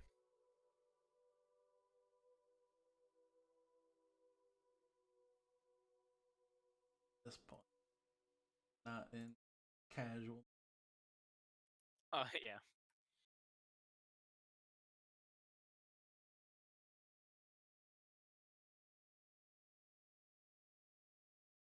All right. I like to imagine when he summons his swarm, it's just Hypnotoad and everything around it just dies.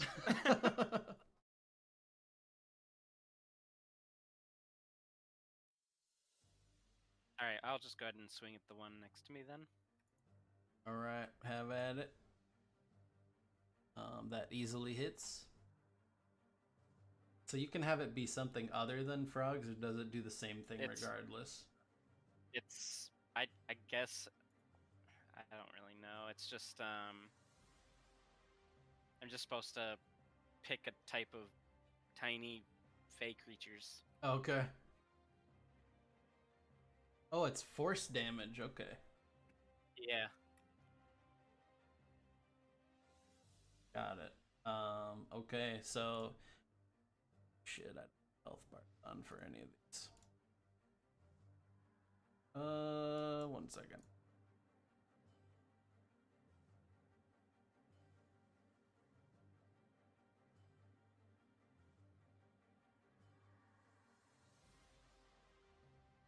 All right, so you swing at the mud creature near you, and it takes a significant chunk out of it, with the toad sort of hopping into it and knocking it as you swing.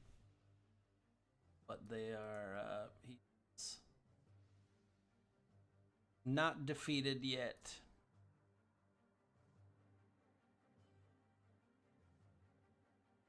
All these.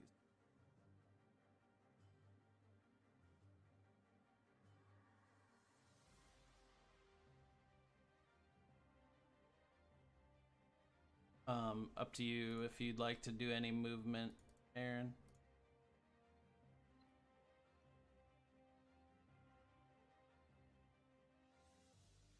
Right, this one in the back here is actually going to come up, and it's going to attempt to attack the token here, or the tentacle, as it is the nearest thing to it. And as it swings at it, it notices that its fists are going through the spectral entity, and that will be its turn. It just wiggles more as it tries to get hit. Sorry, 1 second.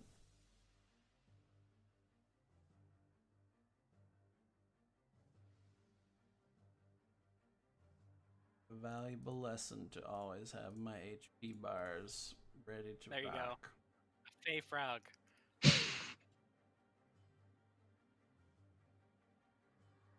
Perfect. All right, so this one over here is going to dash. Can only 40, so he's actually gonna dash up to rock here.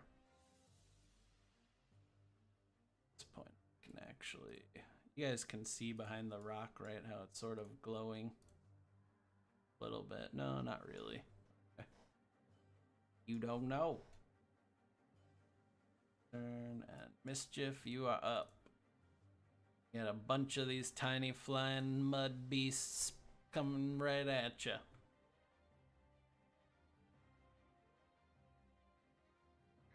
I sit here and I'm like, well, the panic worked the first time, and so I just try and do something else. And let's see here. What'd you say? Oh, spiritual weapon. Oh. I don't know, Riot, roll damage. It shouldn't have, right? Because I was just summoning it. Well, it gets to attack when you summon it. Where are you summoning it? By the snail guy. Alright, so you conjure this elaborate sort of white stone mask with like gold and black obsidian looking decoration on it, and it goes to swipe at the snail creature, and it just swings wide. Boy, I need to. I look at Rain and I go, "That's so cool!" We have spectral friends. Yeah! Alright, brings us to Snaily Pants here. I'm almost done putting HP on all of these guys. Alright, what can a snail do? So, because the snail is not the smartest creature in the world, it is also going to attempt to attack the thing that poked it one time. And you see that it has these sort of 5 barbed like sacks on sort of antennae coming out of its head, and it takes a swing with each of the barbed things at the tentacle, just like unleashing 5 quick attacks that all go through it spectral form, but it looked like it would have done a serious amount of damage to something that was not spectral. And it will, after I Oh, think seeing it has this happen, flails. It's terrifying. So if you click multi-attack on the foundry here, it says the you don't know snail makes as many you don't know tentacle nice. attacks as it you don't know tentacles against all the same target. That's beautiful. Yo, this thing's complicated. And then it sort of slops along the ground, heading forward towards what it sees to be maybe non-spectral things. And that will end its turn. This one is gonna dash action. And Coda's up.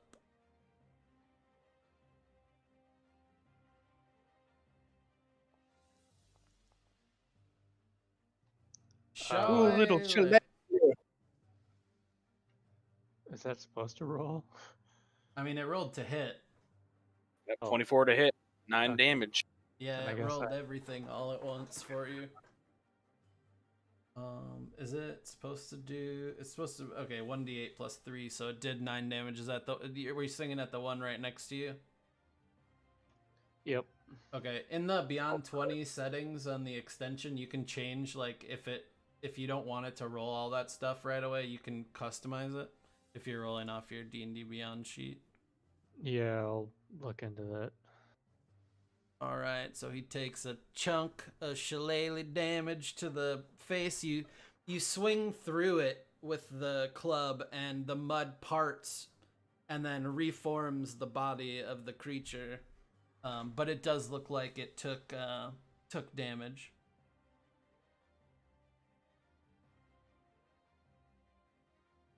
All right, that brings us to Falamir.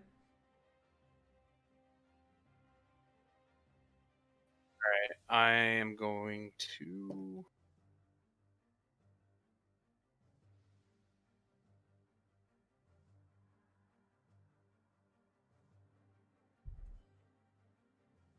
Guess Green Flame Blade, the one in front of me. All right. Have a swing. That'll hit. On my screen, it looked like a nat 20. Debated. That's still good. 7 damage and then 4 damage 4 to the fire. one next to him. Yep, that one took 4 fire. Right, so you cut through him, and the same, it sort of slops through the body, and the body reforms, though, with significantly less mud than it started with.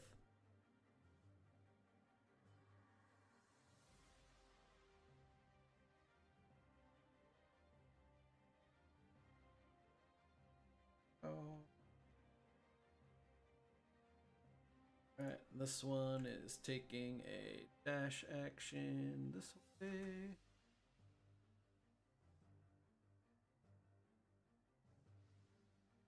This one, real far, is here. This one, dashing. And Rain, you're up. Alright. Rain's gonna attempt doing a big move. First things first, he's going to. Let's see if I can make it. I can. Go around these guys. And he's going to cast. Oh, is this your Thunder moment? Wave. You figured Yes, it sir. out. Second Took 'em. time's the charm. Hey, I mean, learn magic. Slowly but surely, but eventually it clicks. Cast spell. Oh, that's awesome. Yeah. All right. So saving throws for these 3 fellas. Yep. What is the DC? It is. Oh, I didn't put it in there, did it? Weird. Should be, but the DC is 14. To Whoa, make they rolled it. pretty Which good. one's which though? I shouldn't have rolled them all at once. Ah. All right. This one mean- in the back. You can roll damage for this. The one that's alone is the one that didn't save. It's 6 half, right? Oh Yeah, you take save for half when you Yeah, pass. so go ahead and roll your damage for it. Bam. And then the one that 9 damage, so 4 damage to these 2. And it's push 15 feet? 10 feet. 10 feet away from me. 4 to this one, and 9 to this one. And now I'm gonna do the other funny thing I thought of. Let's launch this way. I think. Can I make the? How do I make this effect go away? I don't know. At the end of your turn, it'll let you. Otherwise, you can click Oh. the ruler button and delete it. All right, you ready for the funny thing I get to do with the snail? I'm gonna attack with my tentacle. If this hits, it's gonna be hilarious. All right, is it magical? Is it a spell attack roll that you're making? It's a spell attack against a Okay, creature. You have to roll with disadvantage.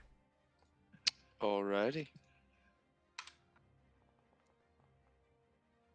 Why did You the lowest rolled thing was 19? 2d20. Didn't mean to roll both. It was a 19. 19 hits, but yep, okay, it hits.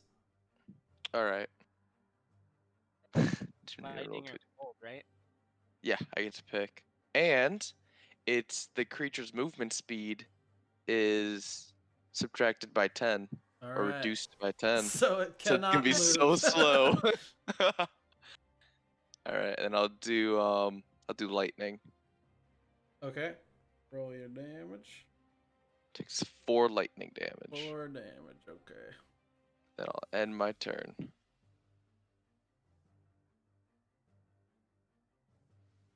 Alright, Valen, you're up.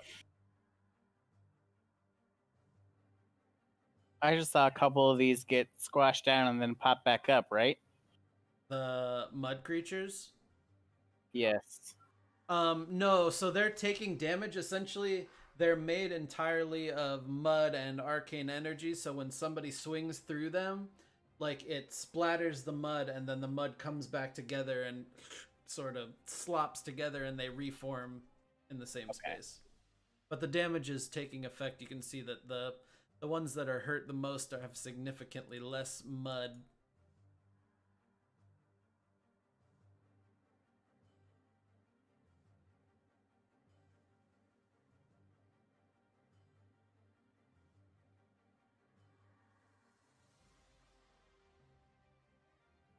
I'm just going to come over here and attack this one with my rapier. Alright, attack away.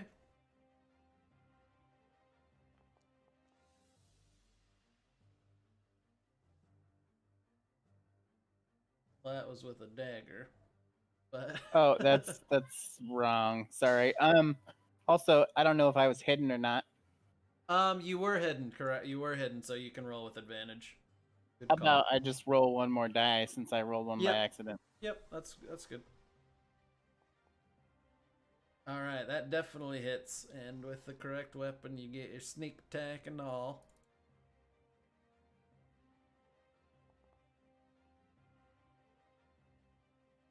$11 damage is enough. So everybody, as the Oh no. as you cut into this thing, it explodes and mud launches everywhere. And I need each of you within 5 feet to make a dex save. Best save.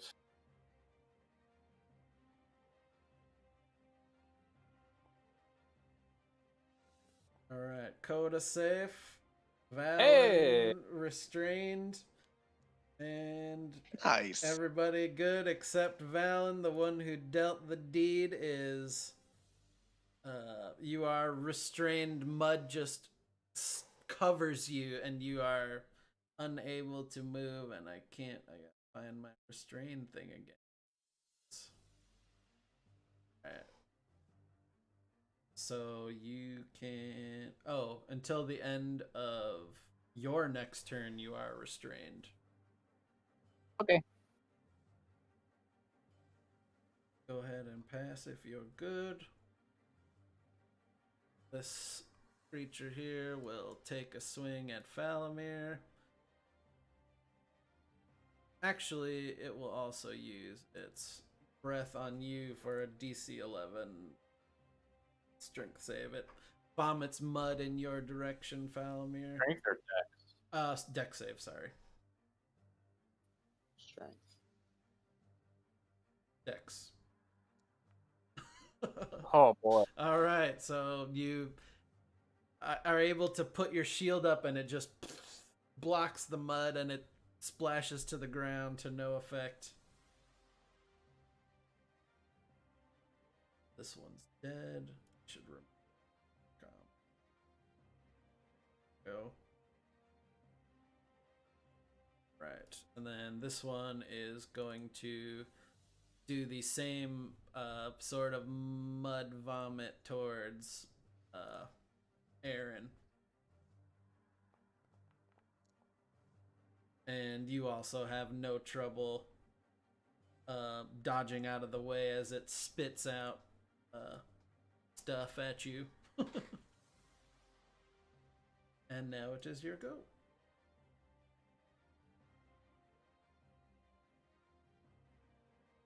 So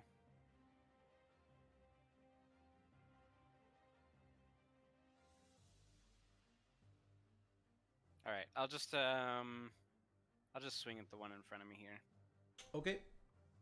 I guess it pings underneath still. Yeah, I don't know. I'm not sure why.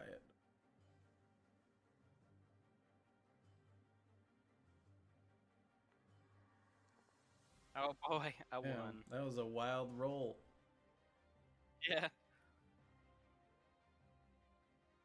All right, you're not really able to see with all the vomit coming out of its mouth where to aim, and you swing a little wide.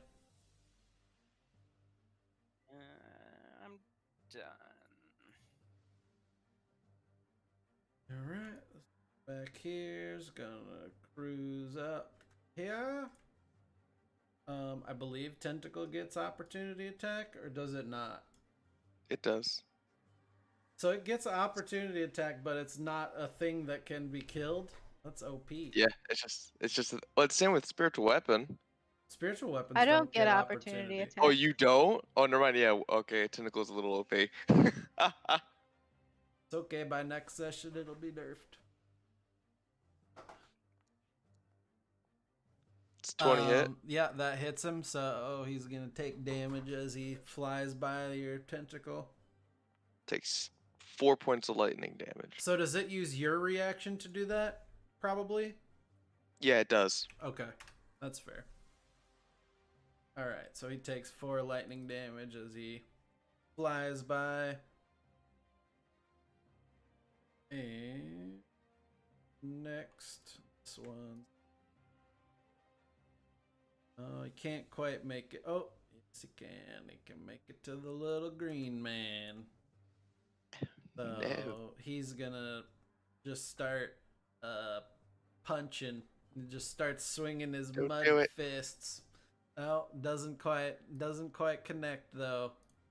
So he's just swings at you and you dodge out of the way. And mischief. Mischief feels like a fool because she forgot to use her whole action last turn. Oh shit! You're right. Hey, you're Whoops. new. You were just excited that you made a creature. I made a thing. I'm gonna cast Sacred Flame on the one next to Rain and Falamir for a DC 13 Dex. Okay. It makes it. And then the spiritual weapon is gonna try to hit the snail man. Okay, you have to roll the attack with disadvantage. As the well, go ahead and roll first. Trying to figure out how to roll the attack. You should just be able to click the spell again. It rolled the first time, remember? Well, it might try to use a spell slot though. Oh. You can just tell it not to. Yeah, that's what I did. So 14. With disadvantage. Oh yeah. To have it roll straight away with disadvantage, you can hit control click. Okay, so 14 does Yeah, not hit. 14. And as you see your spiritual weapon swing at the shell of the snail creature, you can see the shell sort of glow and deflect the blow, the magical energy of the strike. And hold on a sec. There you go.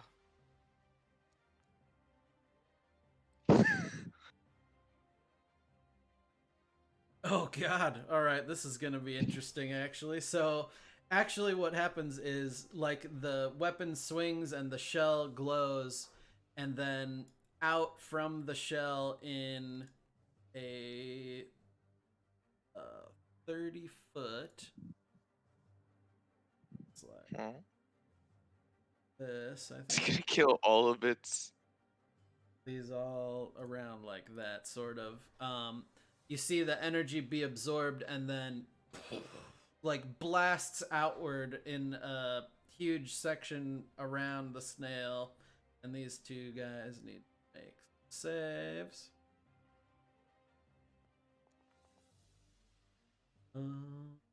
He makes Snail's killed his own his. people.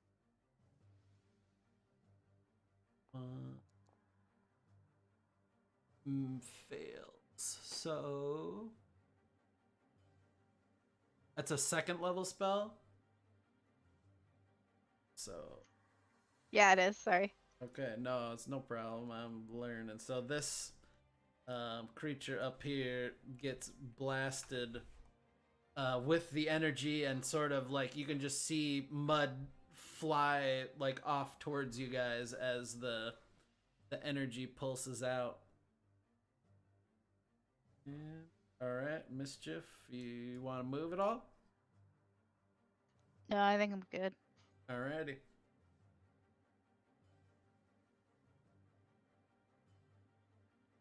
And now Snail can't move, correct? It just has its movement reduced by 10. It only has 10. Oh, so So it is unable to move.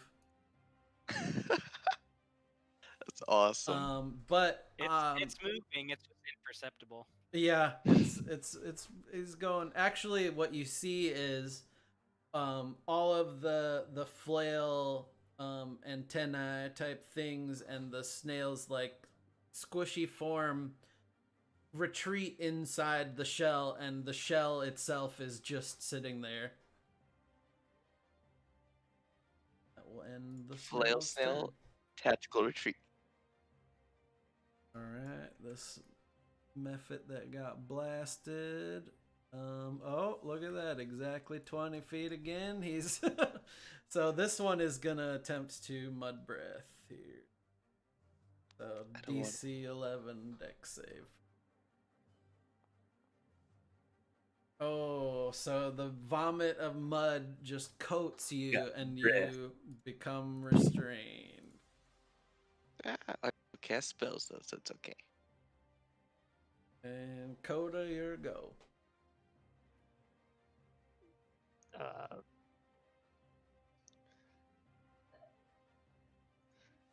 Snail man, huh? Try to talk to the snail. Tell him to calm down. All right. So unfortunately, the snail is not a beast. So you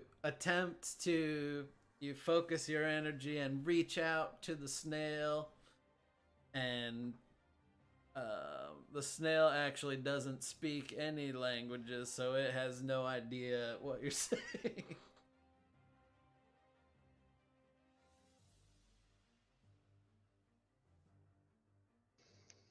All right then. Yeah, I think it's beast specific. Beasts are a specific type of thing, right? I believe so. It doesn't even really have a mouth. I'll let Okay. you. Well, no, I guess that was. I think I gotta let you eat the spell loss. All right. I guess I'm done then. It was a valiant effort. You could have tried to speak to the dire wolves. I didn't want to talk to them. All right, Falamir.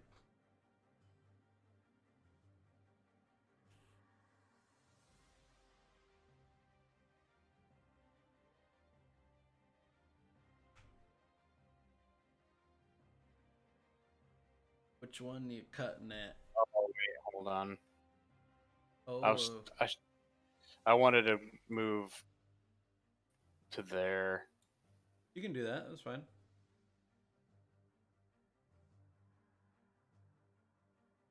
I'm going to green flame blade, striking this one.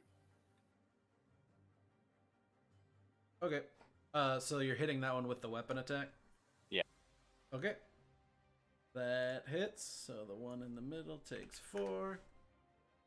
And big damage on the one right in front of you. You cut, and the entire bottom half of the mud creature is just wiped away, and it's still flapping there with the top half though gurgling, looking at you.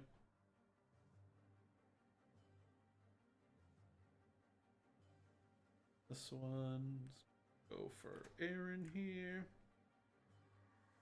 Gonna swing with some fists at you. 18 just hits you.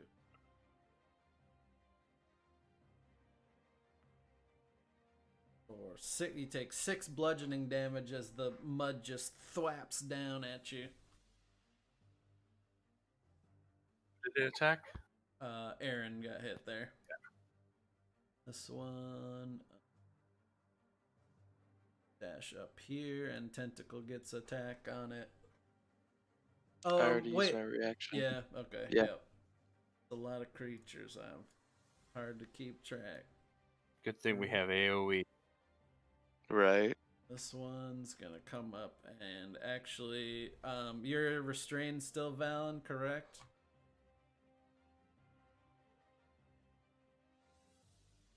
He AFK. is restrained.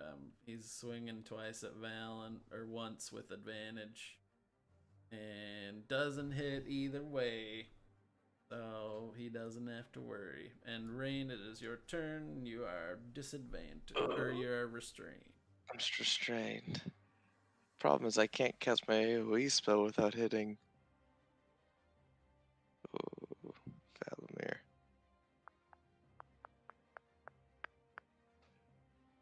Oh, this is Or- tricky. Do it. Do it? Alright, I'll do Do it. It's a con, right? I think it is. Might be Let's see. Dex. Let me check before I think it's con. Yeah, you might be right. It's thunder, right? Yeah, it's Thunder Wave. It is con. You are correct. Alright, I'll cast it. It's a DC 14 con popping up. Gotta Bam. believe in the. Here we go.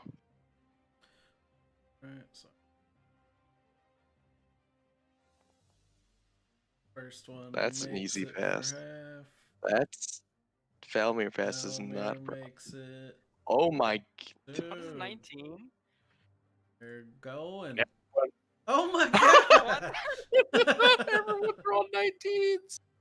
I just never cast spells again. And this Oh, one that fails. failed. Alright, roll your damage. I don't know if I wanna.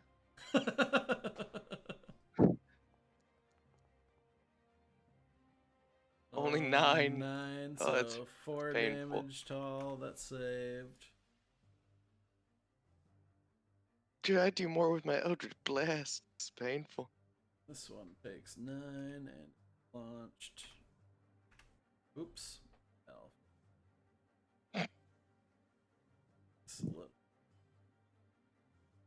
Then he's launched 10 feet towards Mischief. When in doubt, stun locking the snail. Alright, So give I'm it a attacking shot. again. Attack with disadvantage. This time I'll actually do it with disadvantage. Nice. Ooh, they rolled bad anyways. And that does not hit. The snail shell is impenetrable for the tentacle. Oh god, it's the Great Wall of China in the snail form. I don't like it. Alright, am I? Ah! No movement. You're restrained. Yeah, I can't move. I can move the tentacle though. True. So I'm gonna move it in front of the snail. Alrighty. And then my turn. Valen, you back? I'm here. Okay. You're restrained till the end of your turn here. Yes. So attacks against me and attacks I make have disadvantage. Attacks I make have disadvantage. Attacks against me have advantage, right? Correct.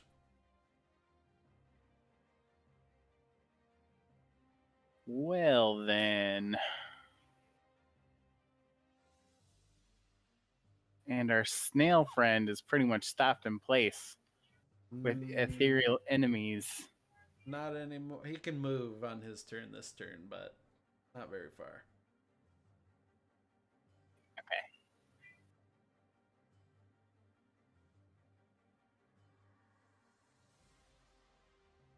Do I have disadvantage? Nope, never mind. Hang on.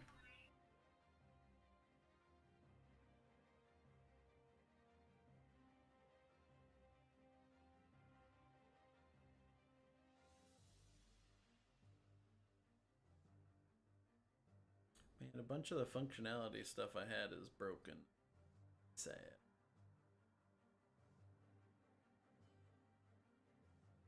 Yeah, hopefully they don't update so often that just you're constantly having to fix things. Yeah. It is still technically in beta, so I think once they get to an actual release date, which could be a while still. Alright, what's that on? This one over here, that's by itself. By Mischief? Yep. Alright. Makes a whiz Gross. save. Is it no damage, right? Yeah. Okay, so he doesn't even, when he took the thunder damage, it deafened him, and he doesn't even hear your mocking attempt. I think that's all I'm gonna do. Does the restrain fall off, or do I need to roll? Oh, nope, it just falls off. Okay. Alright, that brings us here, and this one's gonna go after Mischief. It's gonna lash out with its fists at you and not hit you. So you put your shield up and you just hear splat splat as the mud knocks against it. This one here is attacking Aaron.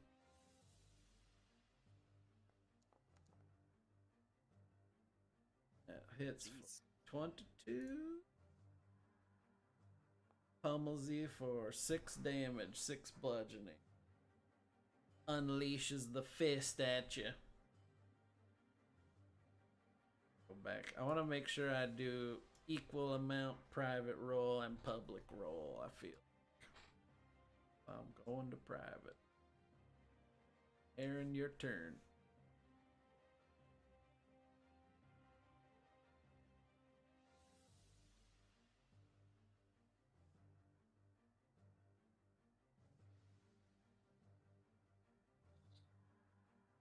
All right, I guess I'm gonna cast sleep. Oh. Alright. It has a damage area. Where are you putting it? Yeah, I'm working on that.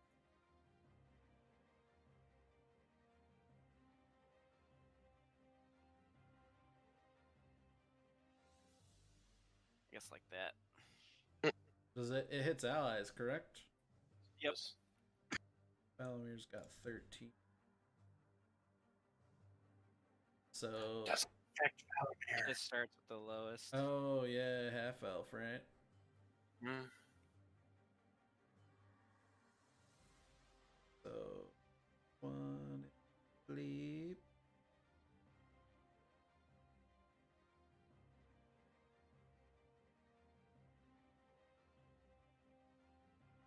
One is sleep, and that is the can only affect those. Oh no, and this one up. So you knock those 3 out. Nope. So you get those 2. I believe that's an action. Yeah, so I get move. No, okay. Right, this one's gonna take some swings at Rain with advantage. So it only hit 2? Right, the other ones had 2 high of health too.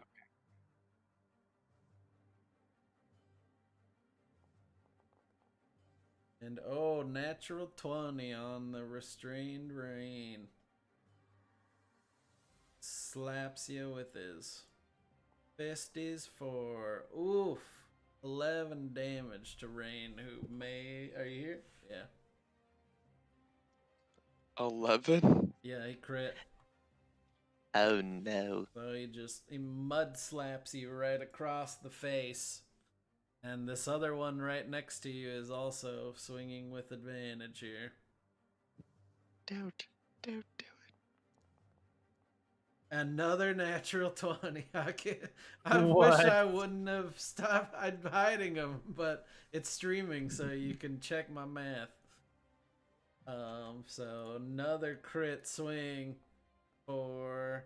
Okay, it's just 6 damage this time. So he smacks you basically at the exact same time as the other one, and you just get pummeled, and you can't even move because you're mudded up. All right, Mischief.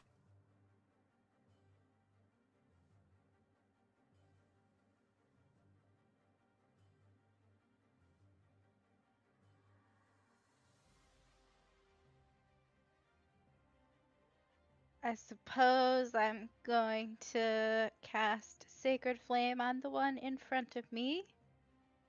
All right. It makes it save. Curses! And then I will try again on the spiritual weapon. Oh, that was an accident. I rolled a disadvantage apparently. You're but supposed 7. to. Anyways, so. Oh, I am. Yeah. Okay. Against the snail, yeah. I gotta change my push to talk from control. That makes sense. So yeah, 6 probably does not hit. Nope, it does not hit. Swings at Again, the I snail am useless. and clacks against the shell. All right, Snaily Boy's turn. So he's moving up. See, this is weird. This isn't. I guess it's 10 feet range. No, it's not 10 feet, actually. It's doing it wrong. Should be able to move here. All right. So the snail pops its head out and slithers its way 10 feet, and it is actually going to take a dash action, getting hit by the tentacle. So the tentacle can roll an Opry attack with disadvantage. See that the funny part is here? If I actually hit it, it gets its speed reduced. Oh, that's true. So I'll move him back for a sec here. If So it he hits. would be right here when you swing at him, because you have 10-foot reach, right? Yep. Okay. Yep. Alright, come on. Oh, I lost. almost the nat 20. All right, Spain. so It then escapes me once again. Oh, again. So again the tentacle slaps out and the shell absorbs the magical energy and it detonates outward. Let's see how big it hits. It's gonna be bad. Trying to figure out, it's like, oh god, not what I wanted to do at all. I don't know, so it's 5, 10, it's 30 feet. Each creature within 30 feet, so it'll be Coda and Valen and Valamir and and Rain. This is a huge blast. And all 4 of these mephits. Oh, all 5 of them. Alright, so I need Coda, Valen, Falamir, and Rain to make Constitution saves. It's like it has unleashed a nuclear warhead. That's not good. Alright, Valen fails, Oh, no. Rain fails, Falamir fails. And Mischief. Oh, no, not Mischief. Okay, so you all take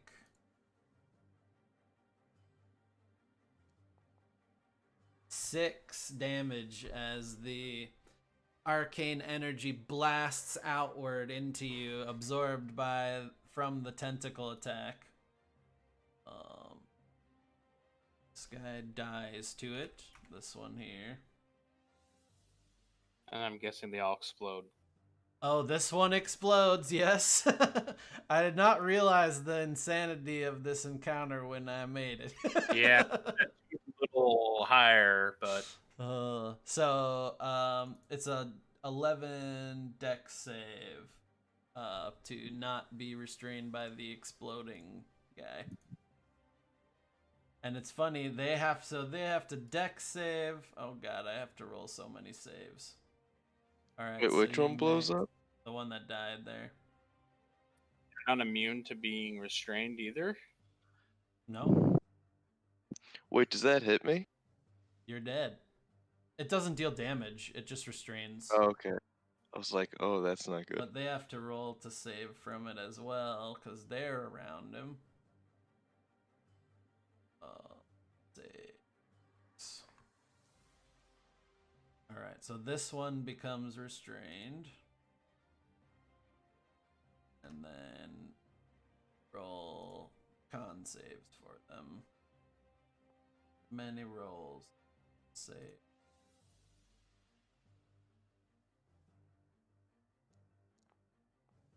Save.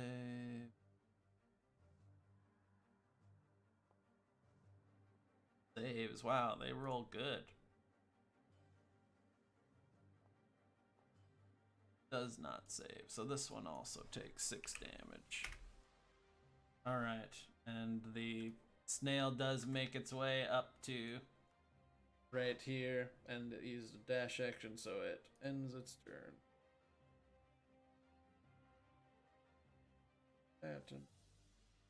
And Coda, your go with a giant snail in your face.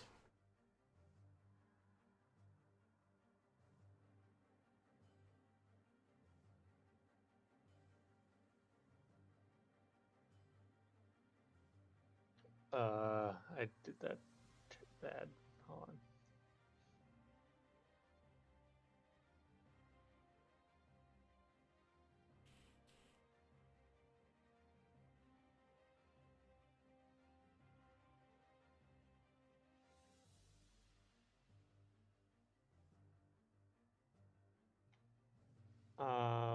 So this is like going like in between squares, like.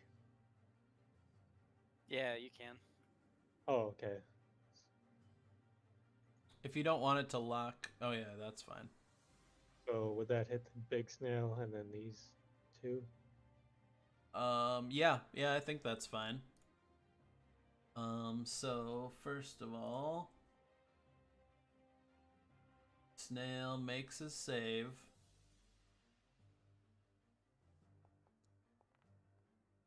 And nothing happens. Okay. So he just absorbs and is not restrained.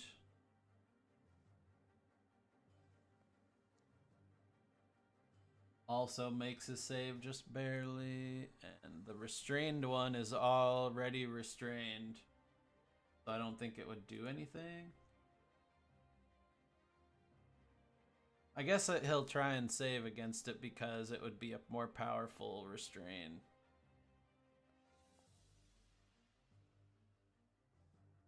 And he also saves. So they all saved, unfortunately. These methods are crazy. They roll so high. But there are just vines coming up out of the ground. Well, and technically, well, I don't know. They're flying. So I don't even know if they would have had to, but Do they fly as a ability? yeah, they're only flying. Exploding, so I don't think that would have had an effect on them. Well, they saved either way. I think it would. I mean, if they're close enough to the ground, I don't see why a vine can't grab them. Yeah, I think that they could have been grabbed and restrained, but either way.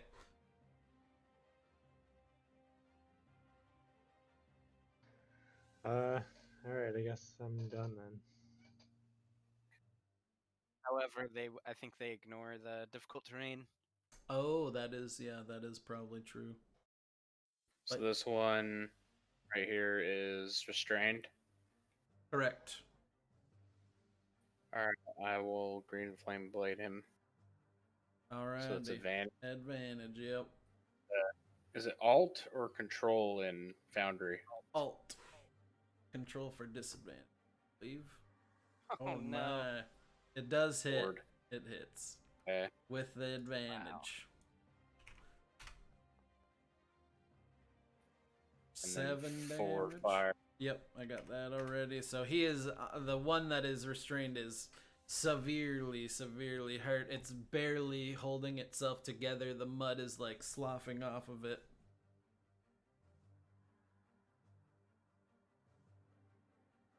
This one.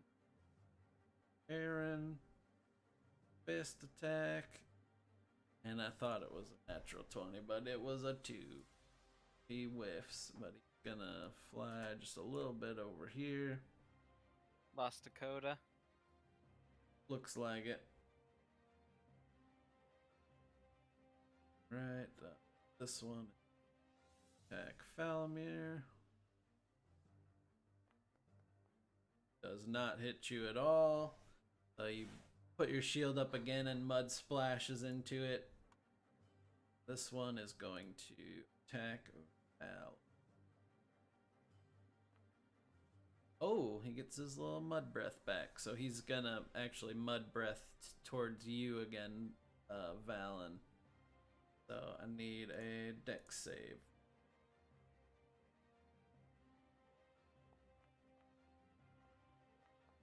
And you make it. Because I'll take the first roll. Yeah. Sorry about that. Alright.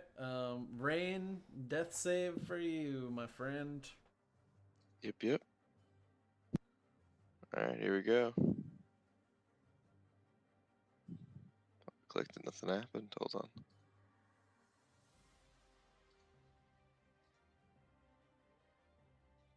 Oh, it does not. Okay, that's interesting. Alright, I'll just roll a d20 then.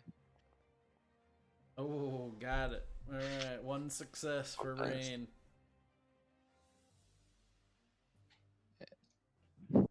Oh, also the tentacle's gone. Oh, yeah, okay.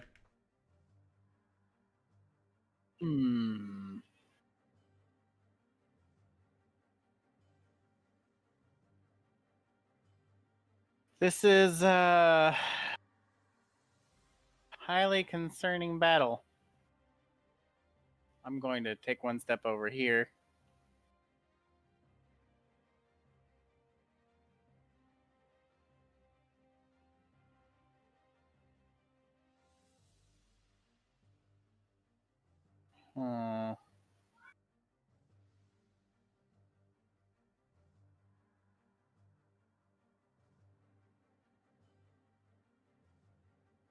Actually, I'm going to step into Falamir's square and attack the one that's near death.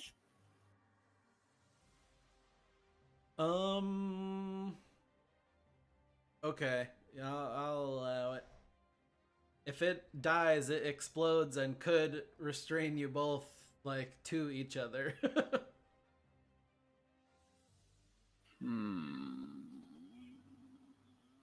Okay, well, instead, then I can move here. Alright.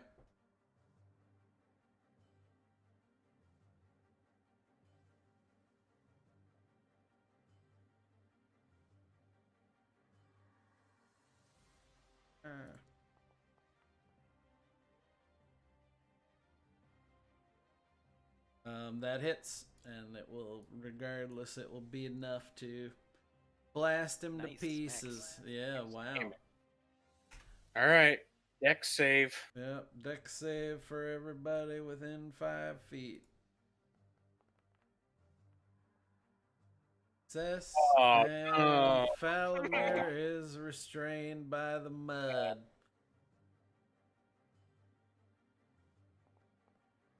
And this one fails as well, so he restrained his buddy.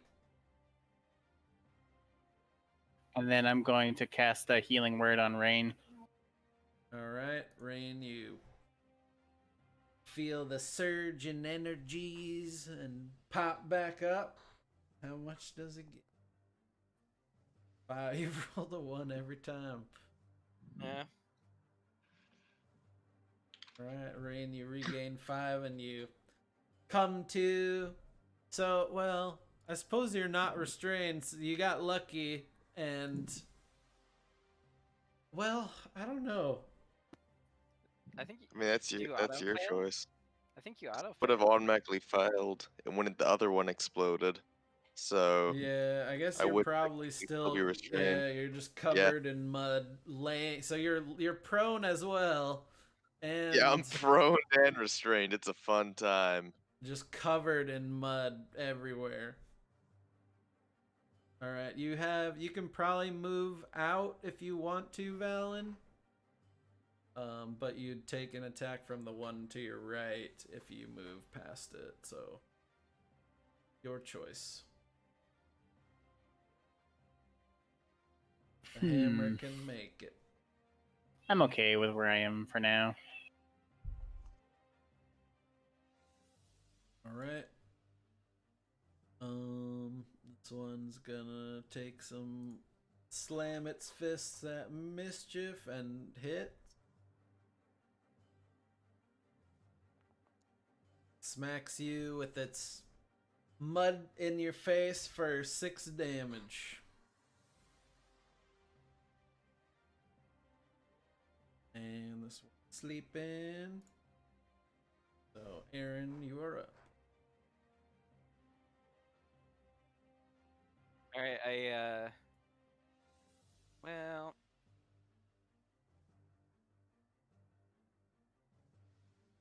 yeah, I'll cast a Hunter's Mark. Well, I don't know why it rolled, but all right. Well, I guess it's the one in front of me. Yeah, if you want to use that as your attack roll, it's fine. All right.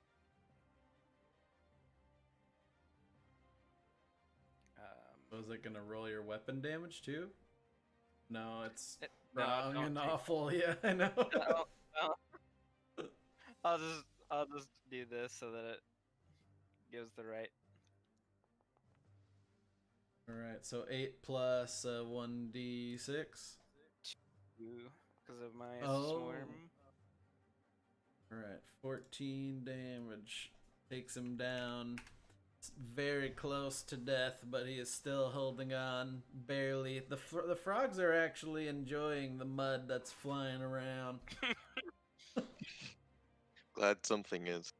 All right, so this one is restrained, but since Rain is also restrained, it can attack with a straight roll. And I'm prone, so I you don't know. think I Still don't. straight roll. No, Yeah. it doesn't. Just fun to He point out. does not hit how you actually. So it's he too rolled below constricted. 11. Yeah, dude. I mean, Have like they don't even have much to hit. They've just been rolling insane. you can have 5 things that give you a disadvantage, but if you get advantage from one thing, it just cancels out everything. Mm-hmm. All right, Mischief, you're up. Your weapon can make it.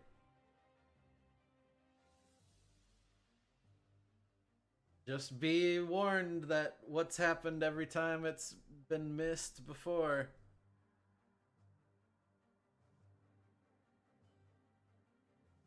Mischief.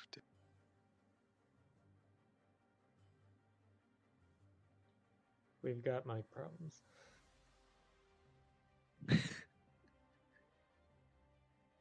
Okay, I had to figure out my new push to talk button.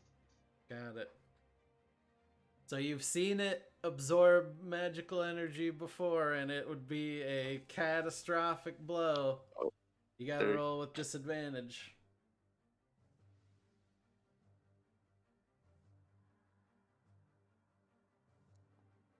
And it does not hit. Oh, So hold on. It's not Oh, yeah. necessarily. we're going back to the danger Okay, zone. what happens here?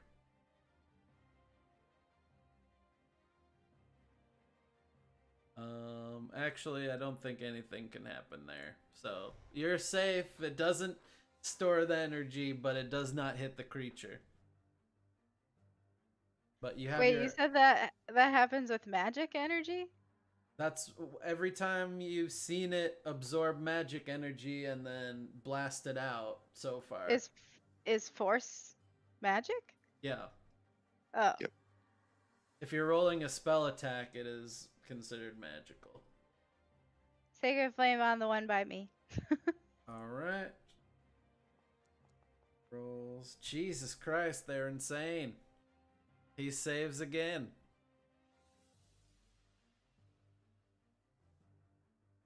Oh boy. Oh boy. So, well, he is gonna go for Coda with his flailing antenna. And it's gonna. Oh god. I do. And I broke some.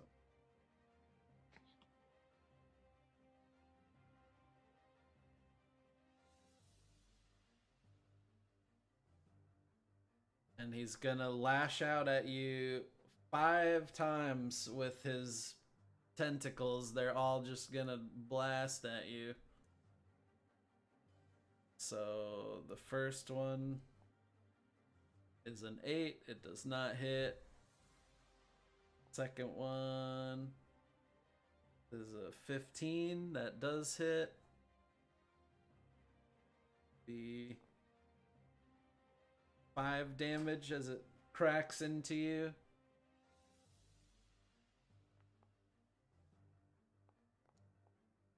Another 15.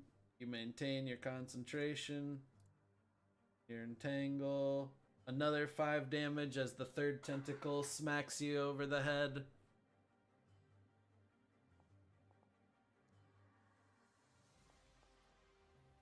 Oh, a natural 1. The 4th one misses, and the 5th one comes down and will hit.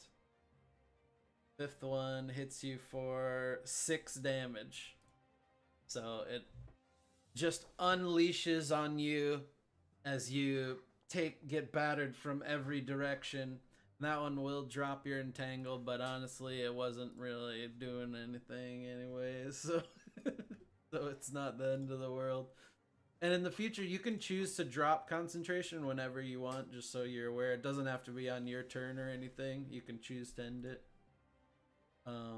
So as that happens, the snail is gonna crawl, it's not quite that far, right to here.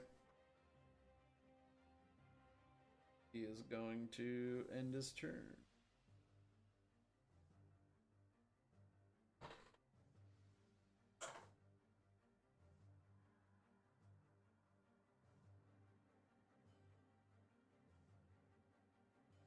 Coda, you're up.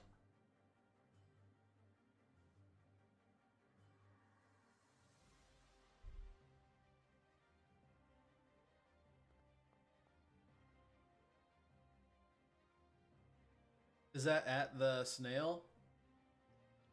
Yeah, that's at the snail.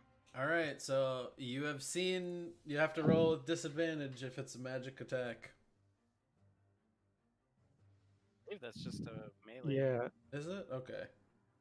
Let me make So sure. it's a weapon that does magic damage.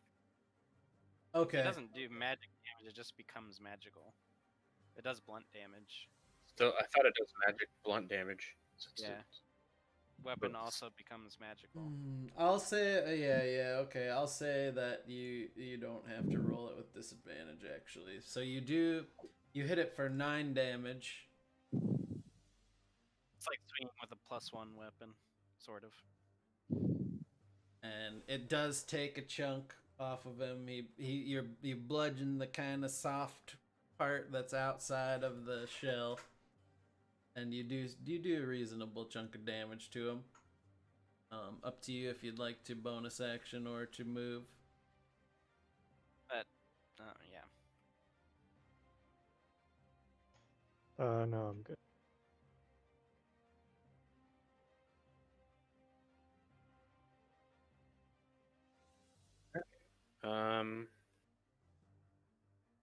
Guess I'm going to green flame blade with disadvantage on that one next to me. Okay. Control for disadvantage, right? Correct. Hey, not Hey, bad. yep, you hit him.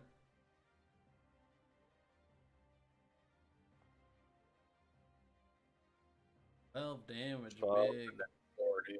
Yep. That's big damage. Oops.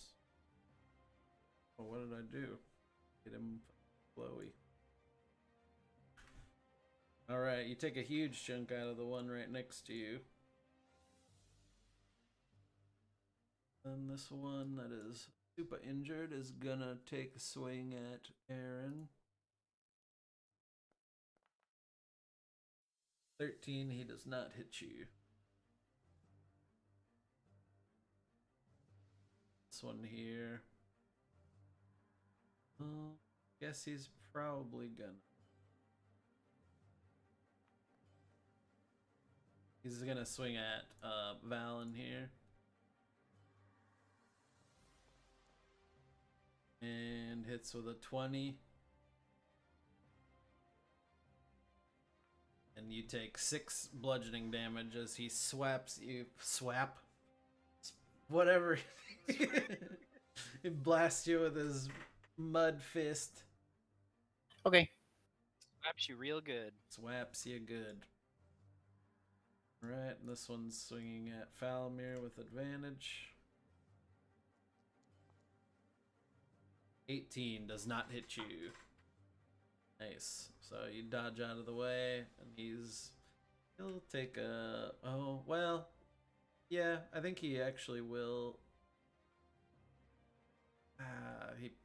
He'll move this way. So you got a attack of opportunity on him, Valen.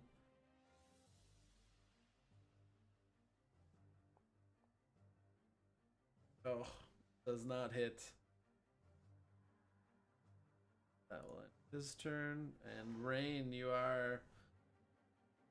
I guess you're restrained till the end of this turn, but so I don't know if you can get up. I guess you can. I mean, From my there. speed's 0 almost right, so technically I can't even get up. Yeah, I guess that is true. So When they explode, you're only restrained for one turn, right? Correct. Shouldn't be restrained anymore. Oh, you're not? well, Okay. no, because I got Wait, you aren't? Oh, yeah, yeah. you're not. Correct. yeah. Good call. Good call. So I'm gonna. So much is going wrong. All right, I'm going to resummon Mr. Tentacle, and I'm gonna pop him How many times can you summon him a day? Or a rest or whatever? 4. Oh, okay. I've literally got one use after this one. Alright, where are you putting him? Right behind me. Done. Mr. Tentacle is gonna attack the one to the right of it. Alright?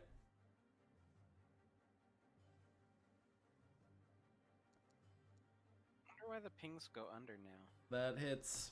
I think it's probably just the the changes they made or something with layers and It takes 1 point Oh. of cold damage. It does take a point. And then I'm going to Eldritch Blast the one to the left of me. That's close. Okay, so it's a straight roll because he's restrained. Even though you should have disadvantage from oh, nice. Kill it. 2 8s or 2 Ooh, 10s. that's good. That's pretty good. And with 17 that, points. you blast him to death. And he's dead. So, I mean, I get. I think you're I'm in still play. restrained. I mean, he fails his deck Yeah, save? because or you auto fail the save because you're restrained. still restrained again for another turn. Yeah, so one more turn, you are Lay restrained. it Yeah. down, shooting Eldritch Blast is all I need to do.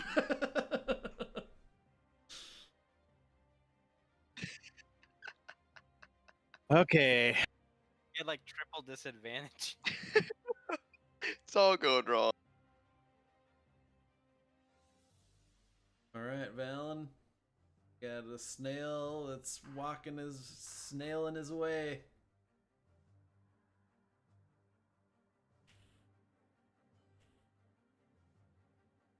looking.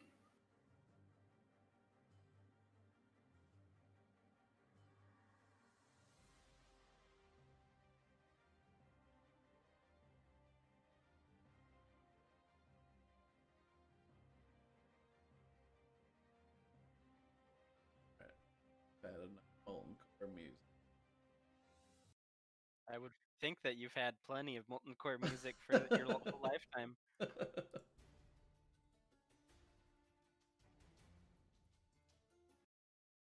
So, fit the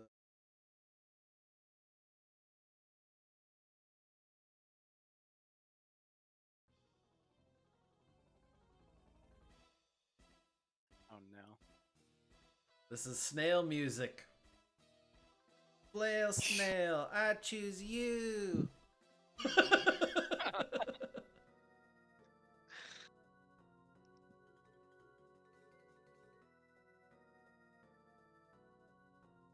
All right, what you got, Valen? I'm thinking. Just kill them all. Yeah, let me just pull that right out. Mm-hmm. I will roll an intelligence check while you're thinking. I think I know what I'm gonna do. All right, still give me an intelligence check. Okay.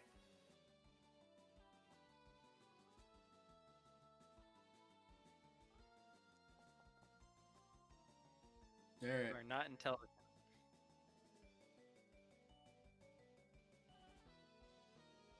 Go about your business.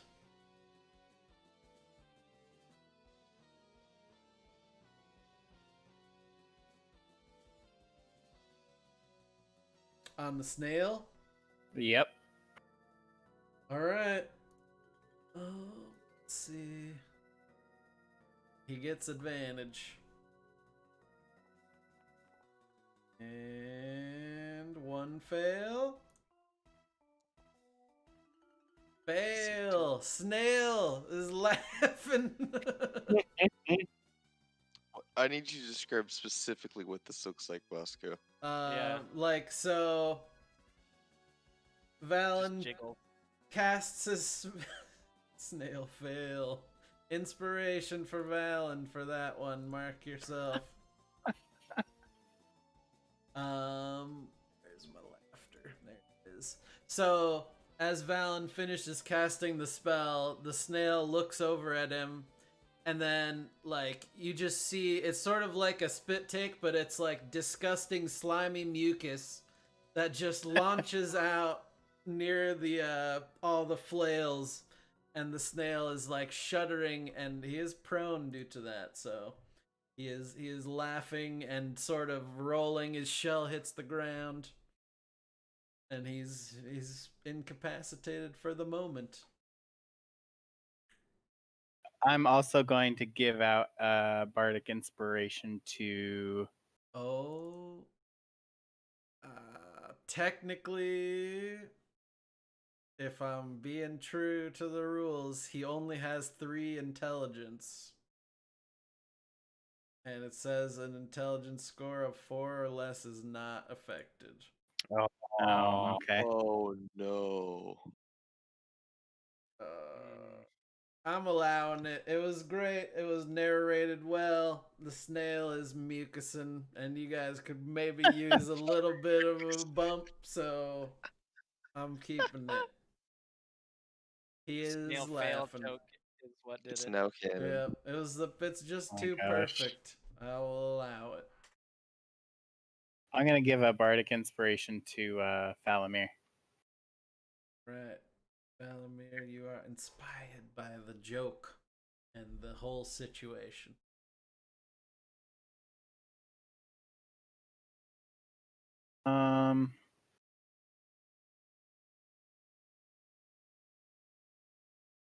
And then I'm gonna.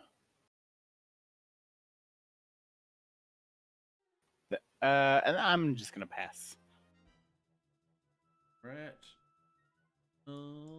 This one's gonna swing with its fists at Mischief and hit you with a 19. but he only deals 2 damage as he kind of slaps you in the side with his muddy fist. This one is still asleep. So Aaron's turn. Attack the one next to me again. Alright. Hits. Should have no trouble. That alone is enough to take him down. I need a dex save from you as he death bursts. You're fine, no problem. Stab him and then dodge out of the way of the mud. So your hunter's mark can be moved with a bonus. Like? Yeah, I'm gonna move it to this one here, next to me. Alright. I tried to ping it. Yeah, I get you. That one.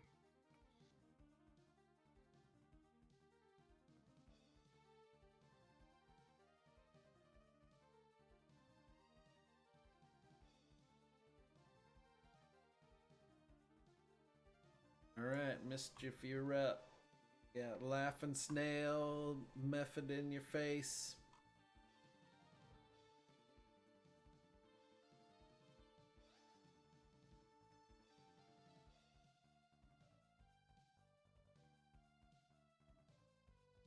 So as part of the movement, you can swing at the Method with your weapon if you want.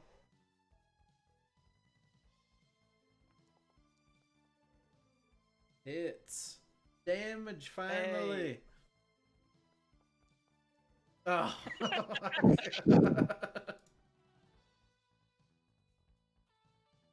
So you take a little chunk out of him. Your weapon just sort of clobbers him. We'll do Sacred Flame again on the one by me. All right. Try it again. And save. I don't know, man. He's just too powerful. All right, Snail's laughing, so he can't go. I'll tell you what. I'll have him make a save every round. But at the end of each turn, it makes a save. oh yeah. What is it? Wisdom? Wisdom 14. He does not make a save. So he's still just rolling around, spitting up gook. Alright, Coda, you are able to move away from him if you so choose.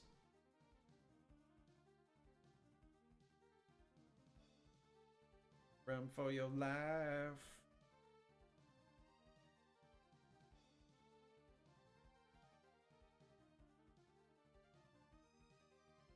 Don't have enough extra map room to move back further. Yeah, I need to find a solution to that. If I increase the grid or something, I think it lets you move out of them. Probably.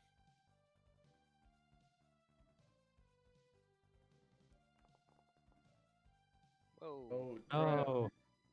What's happening? All the damage. Hold on. Okay. Want to do that?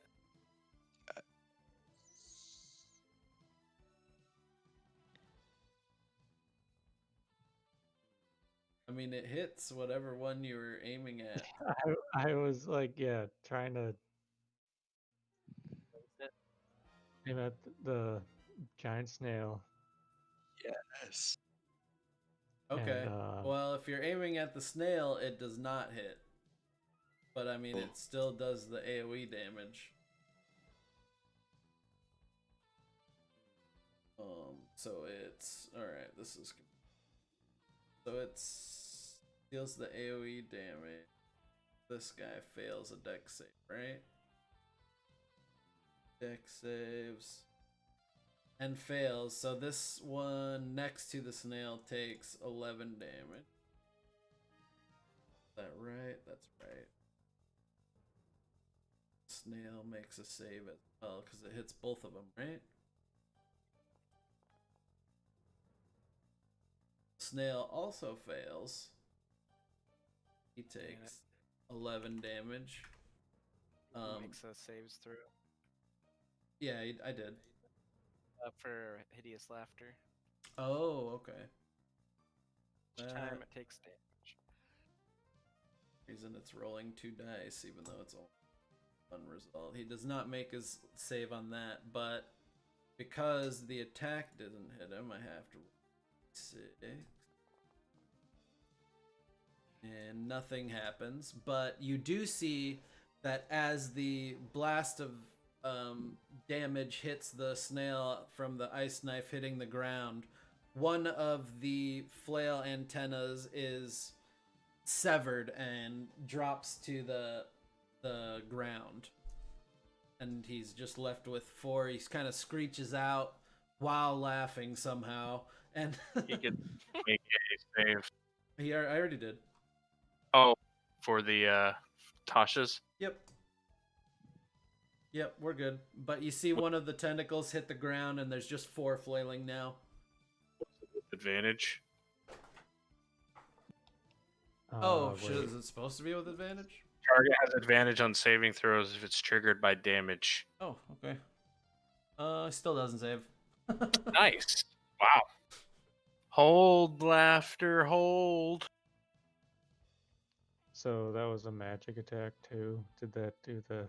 Yeah, I did all the stuff. You're good. Oh, okay. You skirted danger. There was a chance that it gets reflected back at you. There's a chance of it just blowing up as well. There was a lot of chances for a lot of things.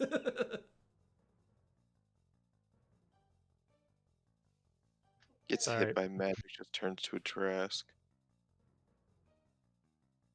Alright, Fallon. I'm attacking the looking rough one. Alrighty. No, I'm not. Does not hit. You have inspiration. It's fine. I don't want to waste it. Alright, you've seen him get hit almost with. Alright. He will swing back at Valen here with his fists. And 18 hits Valen. So 5 damage to you, Valen, and you'll need to make a concentration check for the laughter. Womp womp. The snail is back in the game. He sort of writes. Well, I guess he's still prone technically, but he is no longer laughing.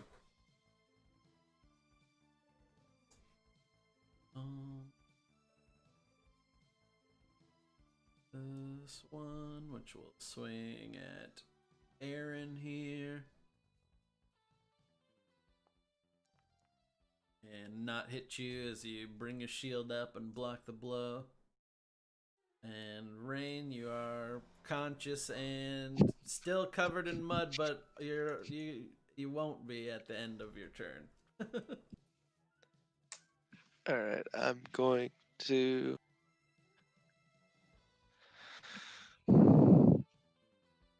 Alright.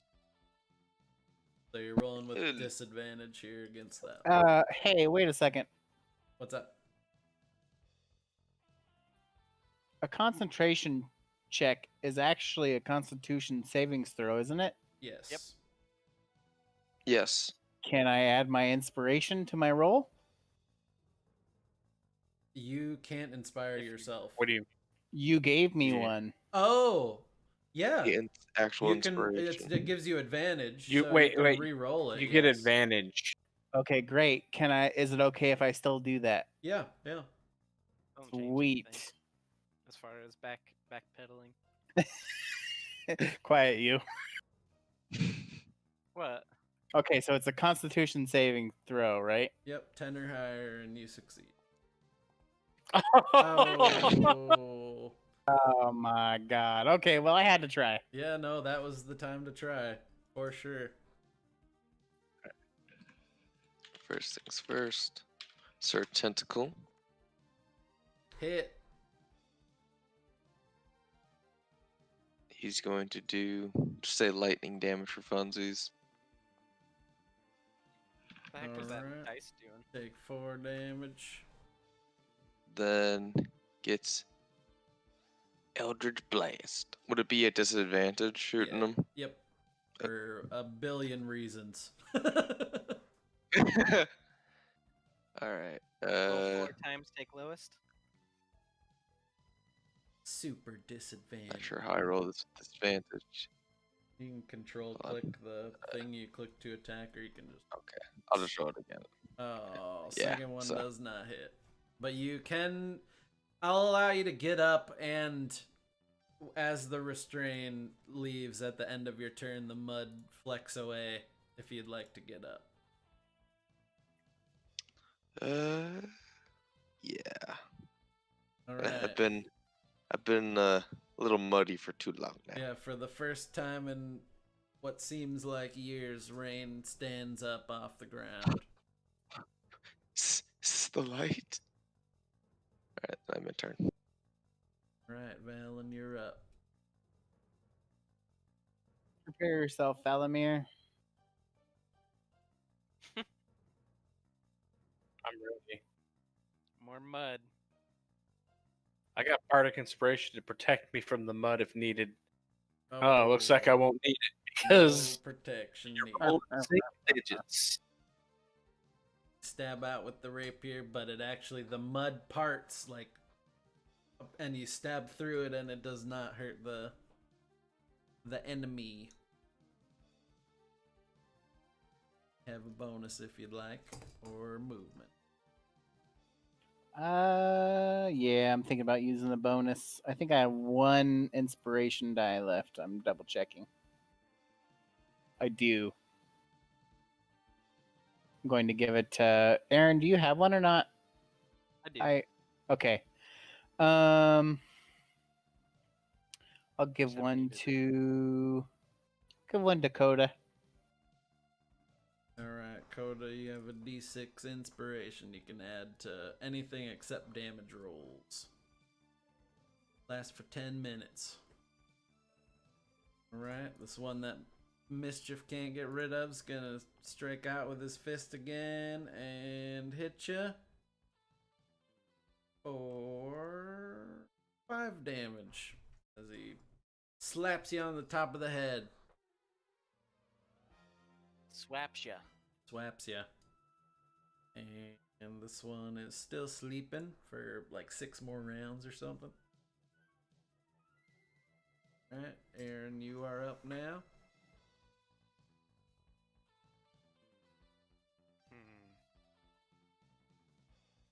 I'm gonna go ahead and try and attack the one in front of Mischief. Okay, just so you're aware, the snail will get up on his turn. Right now, you would have advantage. Yeah, I don't care. Alright, attack away. Oh, that hits, actually. Okay. And that'll be enough to blast him. Okay. So- Not 2d6 because. Oh wait, no, it's 1d6, but you know. Anyway. As it dies, I need a dex save from Mischief and Aaron. Oh, you're both restrained as the With a mud 15? just. Oh wait, I saw. Oh no, okay, you're good. You're good.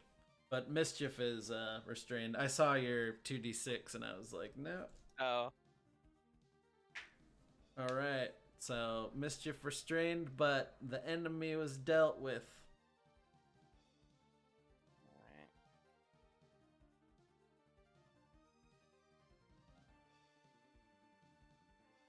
So the only thing about restraint is if you make an attack roll. I think your spiritual weapon wouldn't be affected by this either. So you can roll a regular attack if you roll a spiritual weapon, but if you do a different spell attack roll. So Sacred Flame with a saving throw? Yeah, that's fine. Who are you casting on? The one in front of Aaron. All right. And he succeeds. That's their rolls are insane. They only have a +1. And oh my god. It's so close. But it misses. But you are no longer restrained at the end of your turn. You can't move this turn. Because you're mucked up. Alright, Snail gets up. Gonna move here. He gonna... God. See how this works.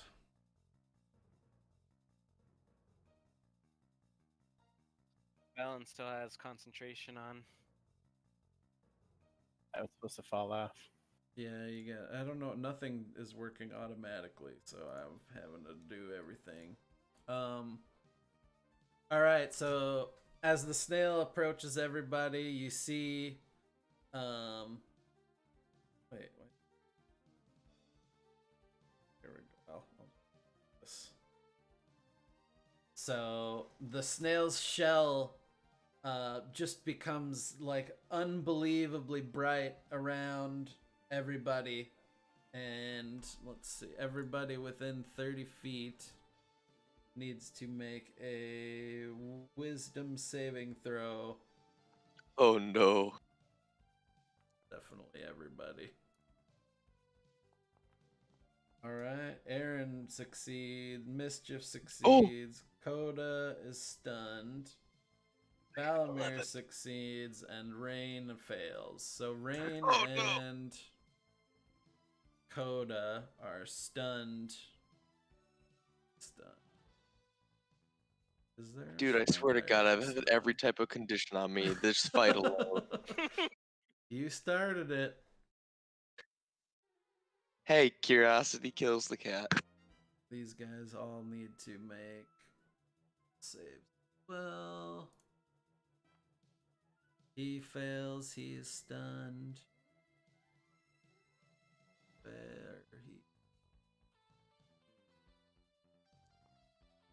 fails. He is stunned. And technically, that one over there is still sleeping, so he's okay. And a bright light just shines out of the shell of the snail.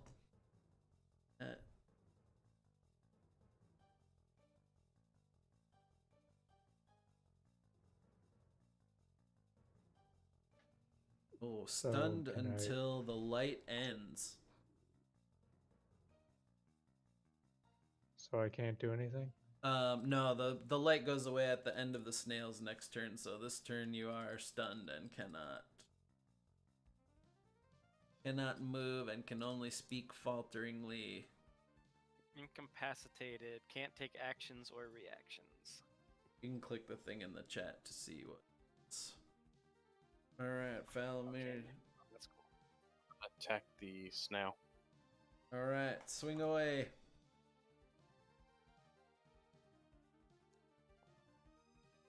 Boom. Nice. Hits.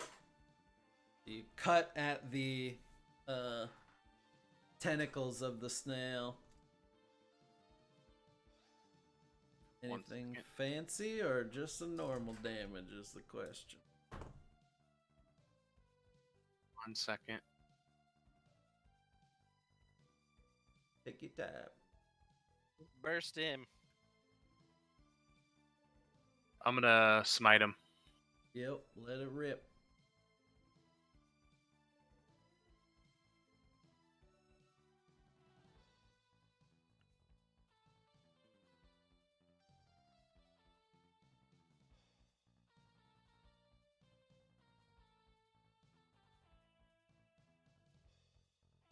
How much is it? It's 2d8 for first and 1d8 extra per level? Yeah. If it's an extra D8 if they're undead or fiends. Is it a fiend? It is not a feat. Okay. It is a elemental. Yep. 6 plus the damage from your attack. Nice. So you cut into him and you can see As you swing, the holy energy surges through your hand into your blade, and you cut through 2 additional antenna flails fall to the ground, so he's only got 2 remaining. Does the shell interact at all? Shell does not interact at all. Yes. Because it wasn't a direct magical attack. Both these Ah. methods are stunned. Rain is stunned. Jesus. And Valen, you're up. Got a stun method and a snail in your grill.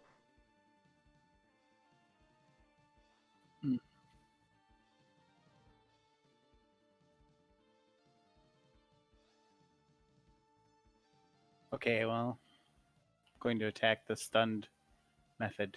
Alright, advantage and auto crit. No, it's just advantage. What is auto crit? Only unconscious? Yeah, unconscious.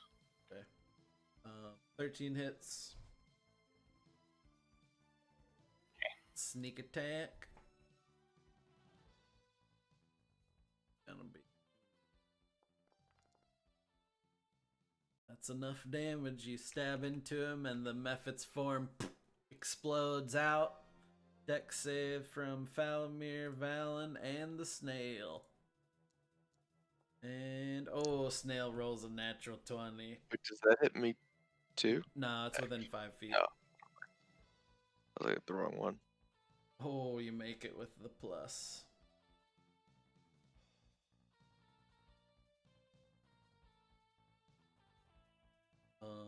Falamir save.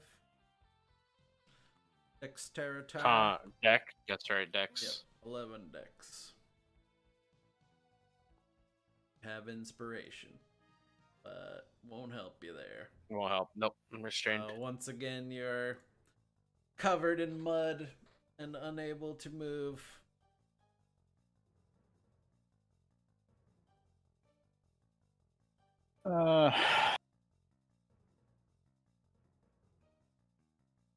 I think I'm done.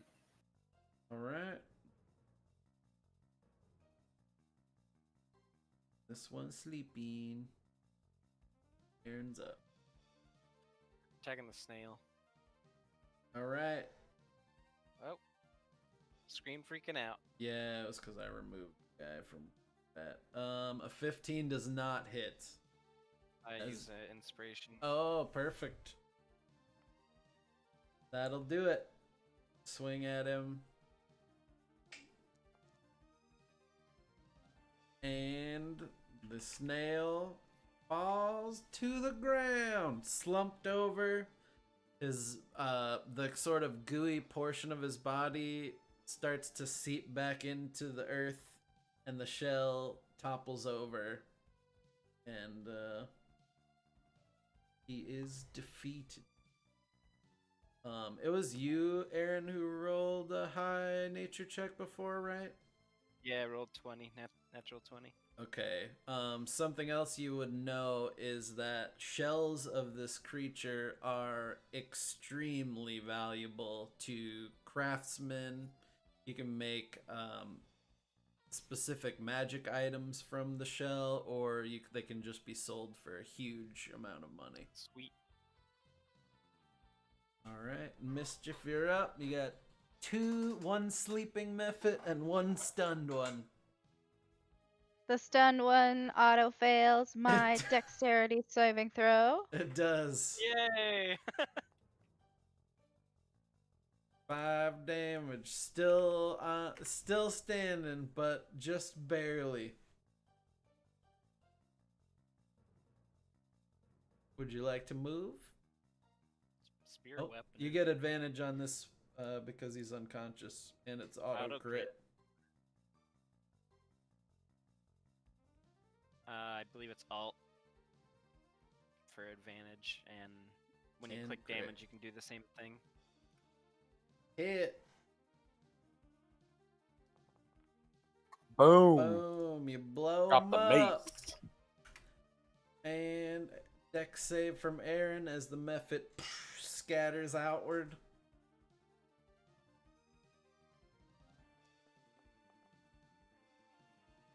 Aw. And Aaron is restrained.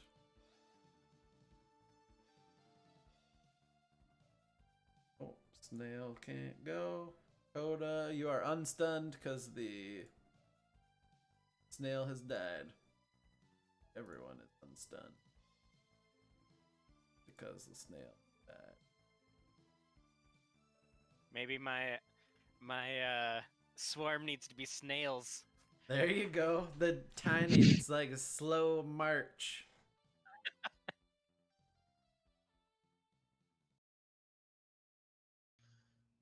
Yeah, so sling. Boom. Of course it hits. Sling never misses. Sling never misses. 100% hit. And enough to finish him off. Dex save for explosion. Dex save, which you auto fail, Falamir. Yeah. Because you're already restrained. So as the last enemy dies, you're just covered in mud, stuck. You can't get out for a moment. And the battle is won. Barely. It was a close one. Somebody had to poke the snail with their tentacle. Mm-hmm. Is that what they're calling it these days? Alright, everybody's got all their business. So, Yep, there you go. as you examine the area, you see sort of a glowing light source to the south in the bed of boulders. I can end combat.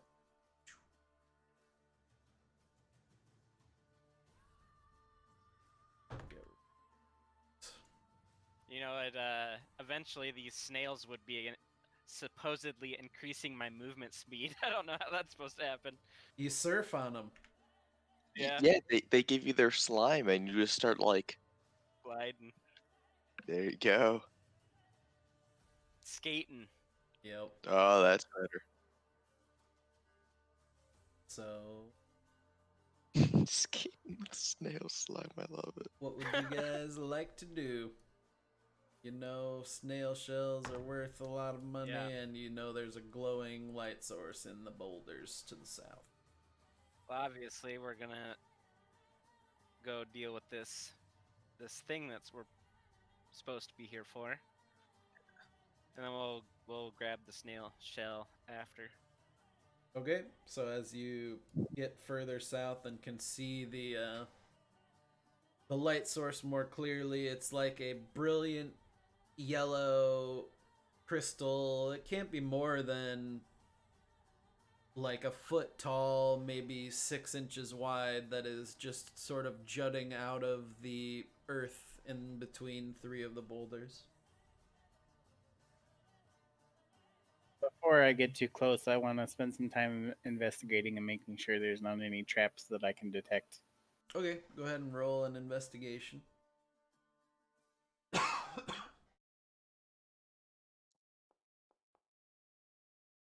Nice. There are no traps and no methods, but you do, as you're walking around the area, just feel you're slopping in all the mud as you sort of move your way around. But as nobody ran through it during battle, it is not difficult terrain. Well, I mean it is, but it doesn't matter right now.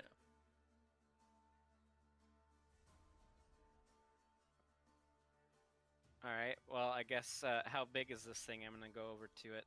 It's only like it's like a foot tall and 6 inches wide. It's shedding far more light than you think something of this size should be able to, really. All right. I suppose is it something I can grab? As you put your hand on it and kind of wiggle it back and forth, it is only loosely supported in the mud. You'd think you could grab it out pretty easily. I'll go ahead and pull it out then. All right. As it slips out of the mud, you're holding this sort of brilliant light in your hand. You have it. All right. I'm gonna come over here and give it to Coda. If you'll take it. Hey, look at that. Like Thank a you. permanent torch. I think we should probably rest, and then I want to take the shell. That looks kind of heavy. How are we gonna take that? So, picking it up or attempting to move it. Sure, I have this right. Yeah, weight, dimensions, how difficult it's gonna be for it to move.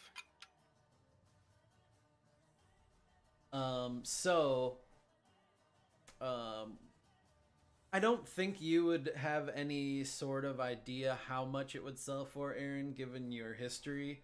But if everyone else would like to roll nature check or arcana check, your choice.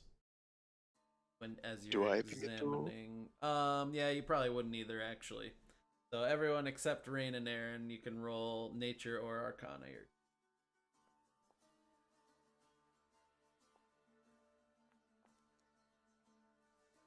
All right, so Falamir and Valen, you both know that a fully intact shell, which this one is, can fetch around 5,000 gold pieces.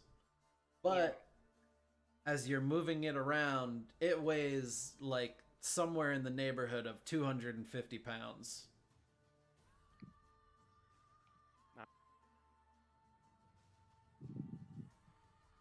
You know that people seek the shell for its anti-magic properties, and the skilled armorer can make probably around 3 shields from one shell.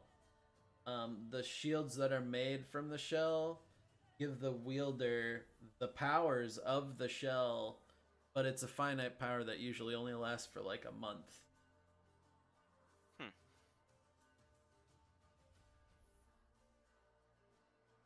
You also know that the shell can be ground up and used as a reagent to make a magical robe, depending on what you would choose to do with it. But firstly, you'd have to figure out how to get it from here to somewhere else. I've got an idea. If you guys actually want, we can probably end here with you guys taking a short rest if you want, and you guys can think about how you might want to try and move this thing for the next session, talking through Discord or whatever, if that works for everybody. Sure. Does anybody have the enlarge reduce spell? Well, I already have an idea of how we're gonna